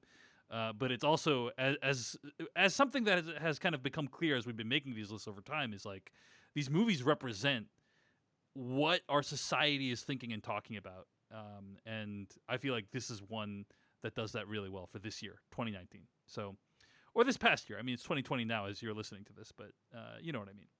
So those are our top 10 movies. Some surprises, some curveballs, but a lot of great movies on these lists. Let's do honorable mentions. Just do them all at once. We don't need to stop on each one. Jeff Kanata, you want to give us some honorable mentions of yours? Sure. I already mentioned that Us was on my honorable mention. A big one for me because looking over last year's list, I hadn't seen it before we made our list. And then this year, like, I didn't feel like I could put it on because it was a last year movie. So it's in that weird chasm, that uncanny valley of like, what do I even do? But it would have made a top 10, I think, is Free Solo. I got to see it this year. I didn't get to see it before we made our list last year, but man, what an amazing movie. The documentary about climbing without any harnesses. It is, man, that is an experience to watch. So yeah, I know you said just list them, but I had to say that. And then it's okay. You can give like a sentence each one. We just don't want to like pause on each one because we got other stuff. Yeah. And then I put a couple of just sort of fun movies that worth repeating at the end of the year. I think John Wick 3 was super fun, and Shazam, which I didn't think had any chance to be actually good and fun, and I had a great time with it. I thought it was really a fun movie, so I wanted to honorably mention it. All right, great. John Wick Chapter 3 also in my honorable mentions as well. The best action scenes of the year were in that film, in my opinion. But I think as you indicated in your limerick for that movie, Jeff, the plot is just like complete and utter nonsense at this point, and that is a disappointment because they could have gone a different way. But whatever. The action scenes are amazing. I'm still going to be there opening weekend for John Wick Chapter 4. Devindra Hardawar, your honorable mentions? We don't really put a movie limit on this. So I'm just going to list a couple things I really enjoyed and I wish I could have done. Marriage Story, 1917, Dolomite Is My Name, Alita, Battle Angel. Whoa. It's up there. Atlantics, which I hope we get to do a full review on. Dr. Sleep, that movie's astounding. Jojo Rabbit, Ford v Ferrari, Lighthouse, The Irishman, and Uncut Gems. I feel like this is a top 10 list for anybody else, So yeah. This was a hard year. Mine. Yeah. Yeah. Great list, Devindra. Great list of honorable mentions. I am going to say my honorable mentions, Waves, the Trey Edward Schultz movie. Nice. And I think this movie has really, the reason you want to watch this movie, in my opinion, is the two central performances by Kelvin Harrison Jr. and Taylor Russell. These people are both immensely talented, and I think hopefully more people have a chance to see this movie in the new year. Little Woman is on my honorable mentions. Thoroughly engrossing. I've already explained why. Uncut Gems, and also wanted to give a shout out to American Factory on Netflix, which is a great documentary about the global economy and how it is manifesting itself in America. I watched it this week thinking it might make my top 10. Didn't quite make my top 10, but it is in fact really good. Now, we have a couple of other special categories this year, and these I always acknowledge these are basically ripped straight off of the Film Spotting SVU podcast, RIP, with Matt Singer and Alison Wilmore. They had these kind of categories that we're going to take some of in these kind of special categories here as we reflect back on 2019. One of the categories, I don't know if this is one of their categories, but this is one that we always like to cover because it lets us, vent a little bit. But most disappointing movie of 2019. So, Devendra Hardar, do you have a most disappointing movie? I mean, I have the obvious choice. I mean, should we just eliminate that one right off the top? Just say like your second most disappointing movie. So for all of us, it would have been Star Wars: The Rise of Skywalker. I think. Yeah. Because I think we actually were genuinely expecting great things from that movie, and in our opinion, it did not deliver. So. Yeah, I feel like my second option would be Hobbs and Shaw, which is a movie that feels like it is catered to everything I love and want in an action movie, and yet still feels completely lifeless and bland. It's so weird. Jeff, do you have any second, or are we good with that? I mean, there's a lot that could be on my most disappointing list. Hit us with the one few. that I think the one that I feel like had the most potential that underwhelmed is Yesterday. We've talked about a lot. Yeah. That the premise is so delicious, and yet the movie just wastes our time, in my opinion. So yeah, but there's a lot. I think Gemini Man, like I was excited to see that filmmaker with that technology, with that actor doing a cool action movie. Come on, bad. And even the new Terminator was super disappointing for me. There's a lot of disappointing movies. All right, let's get to movie we didn't get. This is like an otherwise known as like an overrated movie. Like everyone else loved it, either from a critical perspective, from a box office perspective, from just our personal, like our friends really liked it and we didn't. Like whatever, however you want to define it, movie we didn't get, but everyone else did. AKA overrated movie. Devendra Hardar, your thoughts? So this is initially where I put Hobbs and Shaw, because that was actually a movie that was well reviewed. Action fans really liked it, and even people who like the Fast and Furious series, like a lot of folks have liked this movie, and I can understand why. It is so weird that something that was made for me feels so bland. Jeff Cannata, any movie I have two. Yeah, I have two that I didn't get. Ford versus Ferrari. Yeah. I walked into work that Monday, and my coworker was like, "Did you see Ford versus Ferrari? It's one of my favorite movies ever." And I was like, "What?" And she's a filmmaker herself. She's like a talented person whose opinion I really respect. I do not understand that. And then the other one on a different level is Aladdin. Oh, the interesting. Live action. Interesting, yeah. Because that movie made gobs of money. People were going to see it multiple times and evidently liking it. And I do not get that. As somebody who really loved Aladdin, the animated version, did not get. Yeah, both great choices. Ford v Ferrari, particularly for me, that was a movie I was like, I can't believe everyone is reacting so positively to this movie that I just didn't get that much out of. But for me, the movie we didn't get, I have to say, this year would be Joker. This came out in October. This movie made $1 billion worldwide, and. I mean, you can listen to our review of it if you want to hear our overall thoughts, but it's just it's not a movie I understood what the appeal of it was.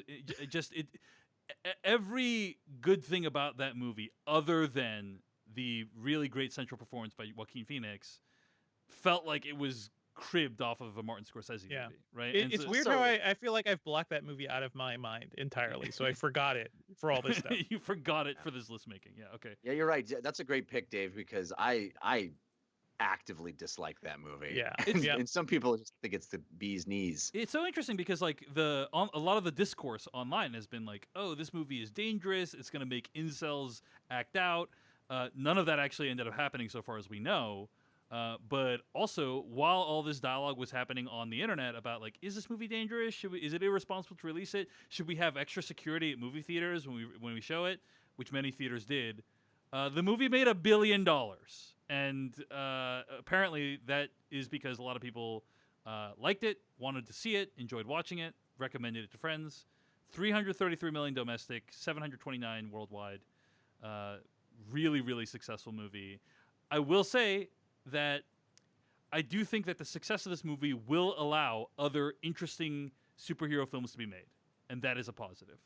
But this But it movie, also might spin off DC film properties in weird directions. Yeah. Man. which is, I welcome. Everything based on a Reddit thread, basically. So, I enjoy. hugely welcome. I hugely welcome it. So I would rather we had like Mark we've- your words, David Chen. Yeah, I mean, when I'm we not so see sure. movies made outside of Marvel, it's like at least they're interesting. You know, like Logan, right? Another great example. It's just like Marvel is really solid. It's really, you know, no one can dispute the quality of Marvel, but it also feels kind of samey over time. And Marvel would not have made a movie like Joker, and I do value that. So, that being said, it is a movie we didn't get or I didn't get. Okay, moving on to movie they didn't get, or a movie that was underrated. You might feel. Devendra Hardawar, any thoughts on movie they didn't get? You know, initially I put Ad Astra on this list, but it was actually pretty well reviewed. I've talked to a lot of people who just don't get that movie, so that's my personal experience. Sure. I will say overall though, maybe Gemini Man. I had a blast watching that thing. And it's not just the tech of it. I feel like it is such a throwback to like 90s schlocky sci-fi movies. It is messy. The script is not great. Like there's so much about it that doesn't work, but it, for me on a basic level, it just felt really fun and satisfying. So yeah, I hope more people get to see it. I hope it gets to be like projected in its right format at some points too, because to me that looks like the future. I don't want every movie to look like that, but I can imagine a movie like 1917. I was sitting there watching that movie. Like if that movie was also being presented in 3D in 120 FPS, if I was actually peering through a window into the face of World War I, like that would have been pretty next level too. Like I'm looking forward to like when we have those experiences. Yeah, for sure. All right, great choice, Gemini Man. Movie they didn't get. How about you, Jeff Kanata? Well, I have two, and they're determined by the definition of they. Yeah. If the they is everybody else in the world, it's Dr. Sleep. That movie should have made tons of money and been. It was great. It's so fun. I really enjoyed it, and I think all three of us did. Yeah, and yeah. the world at large seems to have completely yawned their way through Dr. Sleep. Pun attempted, I guess. If the they in this sentence refers to Devendra and Dave Chen, then the movie is Triple Frontier, which is a movie I really had a good time with. I thought Jeff, I was right there with you. I love that movie. Oh, you did? Okay. I guess Dave's disdain It's just really just overshadowed it. yeah.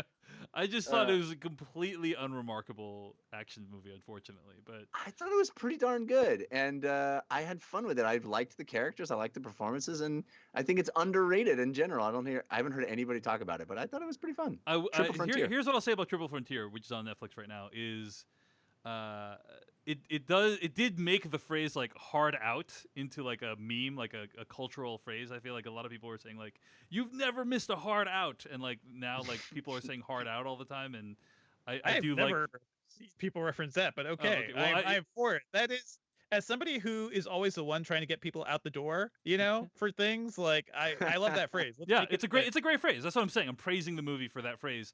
It's a and very also, LA thing to say. It's very LA. People always talk about having a hard out. Yeah. I got a hard out at Excellent, 2 guys, o'clock. excellent. Yeah. And also, a character is killed like halfway, 2/3 of the way through that movie. That really shocked me, and that was a great moment in that movie. I won't say who, won't say how it happens, but that movie did have some surprises for me, so I did want to give that a shout out as well. Okay. Movie they didn't get for me. I'm gonna go out there. You guys have chosen some great things other than Gemini Man, but I'm gonna go out there and say the Alex Aja movie Crawl, which came out in the summer. I still need to see that. Yeah, I haven't seen and that either. it was relatively well reviewed. I think it has around 80% on Rotten Tomatoes. Yeah. But it only made $39 million domestically, which I felt was a little bit low for a movie that was this good. It's just a very fun B movie. I mean, it's this woman trying to save her father from alligators in a flooding house during a hurricane. You know, like that. Don't you hate it when that happens? You hate it when you hate to see it.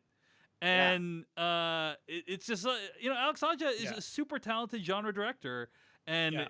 they managed to make this movie that takes place mostly in one location into something that I was like, oh wow, like, because when you have a movie that takes place mostly in one location, you have to continually like reset up the set piece. You know what I mean? Yeah, Like, yeah. oh, now we're in this area. Now we're in this area. You know, and then like this is when the thrilling thing happens.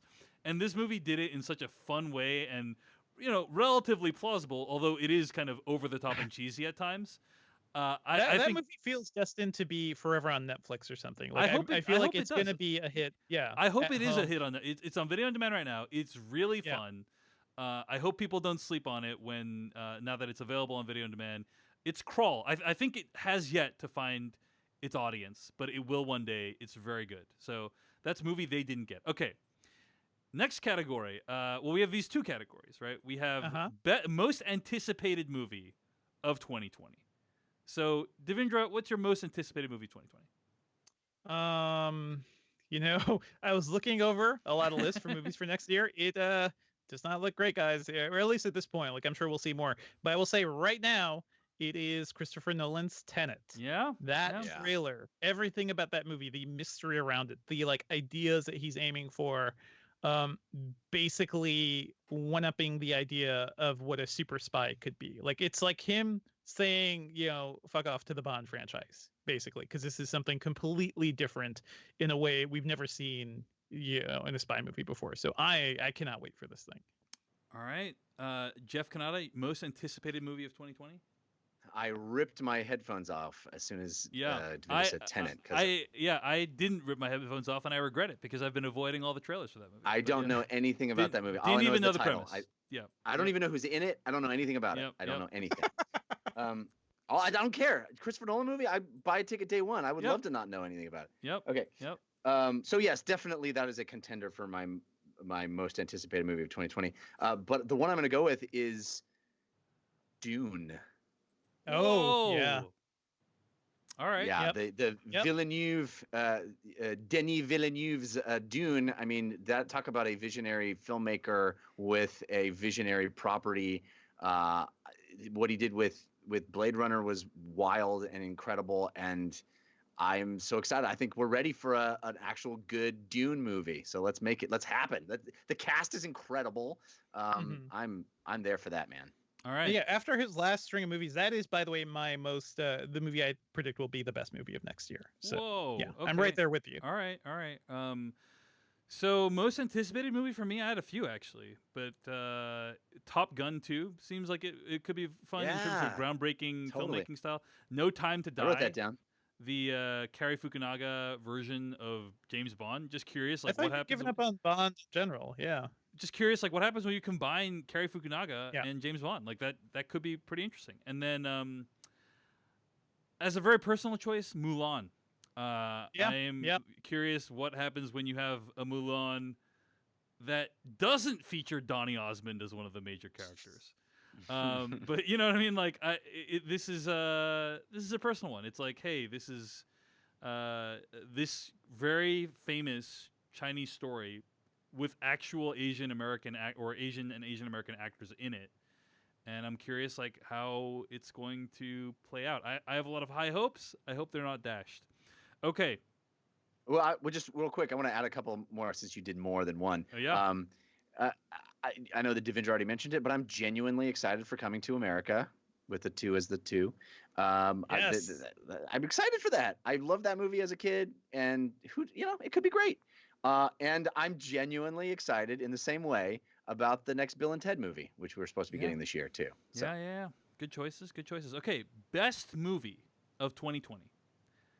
Now, last year I should point out where we had said most anticipated film of 2019 was I think Glass for me and Devindra, and for Jeff it was Avengers Endgame. Mhm. Glass ended up being solid. It was decent. It was something. It was yes. something. It was something, but it wasn't. I've never seen a I mean, we- superhero movie like that before. For sure. We literally have yet to mention it in this episode yet. So that's a bummer, Yeah, but at the same time, the movie did really well, and like M. Night did, in my opinion, complete his hat trick of a comeback. Like this guy was basically in director's jail, then made what was it? The Visit, Split, and then Glass. Is that right? Is that the order? Am I getting that right? Pretty much. And you know, that's like Glass did well, and he apparently used his own money to make these movies. He is self-financing, like putting his house on the line for all these things, basically. And like it is wild. It's like as he put it in an interview, he's like, if you're winning at craps and you're just like, just put it back all on, you know, like reinvest it back all into it. And I mean, Glass did it. He it did well enough that it was a success. And now he's doing Servant on Apple TV Plus. Well, so he just did the pilot, but it is I'm glad that he is back and doing his thing. Like I will always have that. The final moments of Glass, like I will always remember where I was watching that, and like just the sheer emotion, being like the only person in the theater who wanted to jump up and shout at the end of Glass. So or at the end of Split, at the end of Split, right? And I mean, regardless of whether or not we all loved Glass and put it in our top 10, which none of us did, it is still an amazing accomplishment for a filmmaker that many people had written off not too long ago. So. That was our most anticipated film. And then best movie of 2019, we had all chosen Quentin Tarantino's Once Upon a Time in Hollywood, which I think only made Devindra's list, if I'm right about that, right? Yeah. So it was not on Jeff or my list. So I say all this to say we are very, very bad at our jobs, which involves predicting what we're going to like next year. Yeah, but that should be obvious by now. We're almost 2 hours in. Yeah, it should be obvious. Okay, all that said, best movie of 2020. What are your predictions, Devindra Hardawar? Any guesses for best movie of 2020? I already said Dune. Dune. Like I think Dune is going to be. The I'm knockout. thinking. I'm hoping it's Dune as well. I hope it's but this category is always hard because, as we saw this year, the best movies tend to be in like the last 3 months of the year. Yeah. And so we don't even know most of those movies. So they don't even have release dates yet, basically. Or we don't even know what's coming out, you know? Yeah. So everything's up in the air. Uncharted 2 is still like in the schedule in some places for December next year. And that movie's cursed. Uncharted 1. But that movie's cursed. That movie's never happening. Oh well. Yeah. I'm excited about the Eternals. I think that could be really good. Sure. I don't know. It's a Marvel movie. Obviously, it's not going to be the best That's movie exciting. of the year. But I mean, I'm hoping either Tenet or Dune are on my top 10, or both are on my top 10 of the year at the end. I think both of those have the potential to be that good. Can I list off a couple things I'm intrigued by that didn't quite fit these categories? Because there are things like the overall vibe of next year seems rough, but I saw the trailer for The Gentleman by Guy Ritchie, which looks a lot of fun. It is Guy Ritchie back in like gangster movie mode with Matthew McConaughey, and like it just looks so stylish and fun.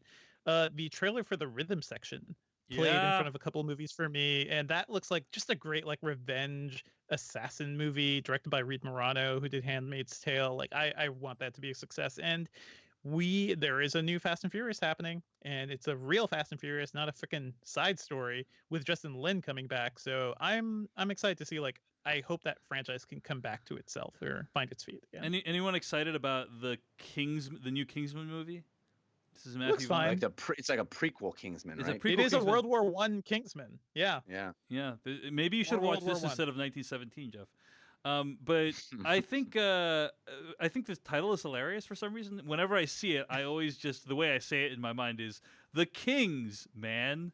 I don't know. The Kings, man. So stupid. That is funny. It was also. I think it's kind of funny. Jeff. I feel like Guy Ritchie may be trolling Matthew Vaughn with The Gentleman because he used the Kingsman font for that movie too. So it looks like it is also part of the the Kingsman universe. It's crazy. I don't know about trolling. I'm sure they're still collegial. But maybe it's a homage. In any case, I put my best movie of 2020 as Tenet. I've never had a Christopher Nolan movie as my best of the year, but I'm gonna bet on it this time. I'm gonna say, hey, maybe this is gonna be the year where it's gonna happen for me. So yeah, Devindra's right though. Looking over this release of what we know, it's like ooh. It's gonna be a rough year for the podcast. I mean, Tenet and and Dune to me are like head and shoulders above anything else that's on the list. I mean, hopefully Top Gun is good, but like that's a pretty. I think we know it'll look good, like all of his other movies, right? But I don't know about like everything else. I mean, I'm imagining there's a lot of stuff we don't know about, and by the end of the year, this time next year, we'll all have packed top 10 list full of great stuff. Yep. Let's hope so. Let's hope so. All right. Well, gents, regardless of what happens next year, it has been fun to count down these top 10 films with you, and I appreciate it. So let's wrap it up. You can find more episodes of this podcast at /filmcast.com. Email us at /filmcast@gmail.com. Our theme song comes from AdamWarrock.com. Our spoiler bumper comes from filmmaker Kyle Hillinger. This episode was edited by Beatty Zhang. Oh, hey, I forgot to mention, we have donors we got to thank. We didn't thank the donors, so I just want to give a shout out to those people. A lot of people donated at the end of the year, and thank you so much. It really does make a lot of difference to us. I want to thank Narelle Wenzel, Danny from Nottingham, England, David Seraphin, Matthew B, John and Don from Orangeville, California, Devin from Kansas City, and Jenny N. Thanks so much for your contributions. Thanks also to Irene, who writes in, "Hi Dave, Devindra, and Jeff. I'm donating as a holiday gift to my husband Enrico. My husband, we just got married in October, is a big fan of your show, so I just wanted to give a little sign of my gratitude. If you would be so kind to give him a shout out on your next show, I know it will blow his mind. Thank you." That's Irene writing in. So Well, I hope they kept listening all the way to the end of this one for that one. I know. But I was like, I should have put congrats. this earlier, but you know what? That's how you know he's a true fan, Jeff. Is if he's still listening right now to get the shout out to Well, Enrico. Enrico and Irene, congratulations, Yep. Mazel Tov. I hope that you have a wonderful first year of marriage. I also want to say, since we're thanking people, I mentioned a little bit about my health stuff this year, but during that time, the Slash Film audience was so incredible. And as we sit here, you're probably listening to this, as 2020 is coming into full bloom, but we're still at the end of the year, looking back, and I just would be remiss if I didn't mention again how grateful I am for all of the support, people sending audio messages and Dave putting that together and sending me these wonderful, sort of get well and support messages. It really mattered and it helped a lot. And this audience in particular was one that just, it was extraordinary. And thank you all, my family and I, it meant a lot to all of us. I sat around listening to those messages with my wife, and so thank you. And thank you, Dave, and thank you, Devindra, for putting up with that as well and being so supportive and always awesome. It is a delight to be able to do the show continually with the two of you. It was Thanks, problem, Jeff. No problem. It's been a year. Yeah. It has been Quite the year. a freaking year. Also, wanted to give a shout out to Caleb Masters, by the way, who subscribed at the rate of $2 per month. Of course, if you want to donate, you can always go to paypal.me/filmcast. Or if you want to help us without contributing any money, just go to Apple Podcasts, leave a review for us. It does make a huge difference. I know you're out there right now, you're listening. You have not left a review yet. It's eating you up inside. Hey, it takes 30 seconds. Hop over to the podcast app, leave a star rating. It really does help us stand out amongst the crowd. And while we're giving shout outs, I do want to give a shout out to Beatty Zhang. I already said her name. Yes. But, she has edited, I think, like 90% of the episodes of the Slash Filmcast. 95% of the episodes of Slash Filmcast this year. She's awesome. It would, at this point, it would be very difficult for me to do the show without her. So, want to give a shout out to her because she's amazing, and thank you, Beatty, because, found her through Thank you, Beatty. the internet That's and great. her being a listener, and now she's editing the show each week, and she adds a lot to it, I think, and really grateful for her. Yeah, So. wonderful. Yeah. Okay. All that said, until the next time we record, whenever that is, Jeff Kanata, where can I find more of your work on the internet? Well, you can find me on Twitter. I'm at Jeff Kanata, which is spelled with 2 N's and 1 T. I do a video game podcast called DLC that you can find at 5by5.tv/DLC or anywhere you get podcasts. And I do a live play Dungeons and Dragons show called The Dungeon Run. Really fun. I urge you to either listen to it as an audio podcast by searching for The Dungeon Run anywhere you get podcasts, or watching us on YouTube where you can search for The Dungeon Run there, or tuning in live on Wednesdays at 6 p.m. Pacific time at caffeine.tv/The Dungeon Run. How about you, Devindra? Oh, you can find me on Twitter at Devindra. I write about tech at Engadget.com. And be sure to check out the Engadget podcast now, which I'm co-hosting. All right, and check out Culturally Relevant at culturallyrelevantshow.com or on Apple Podcasts, wherever your podcasts are downloaded, where I have interesting conversations with interesting people every single week. Thanks for listening. We'll see you very soon.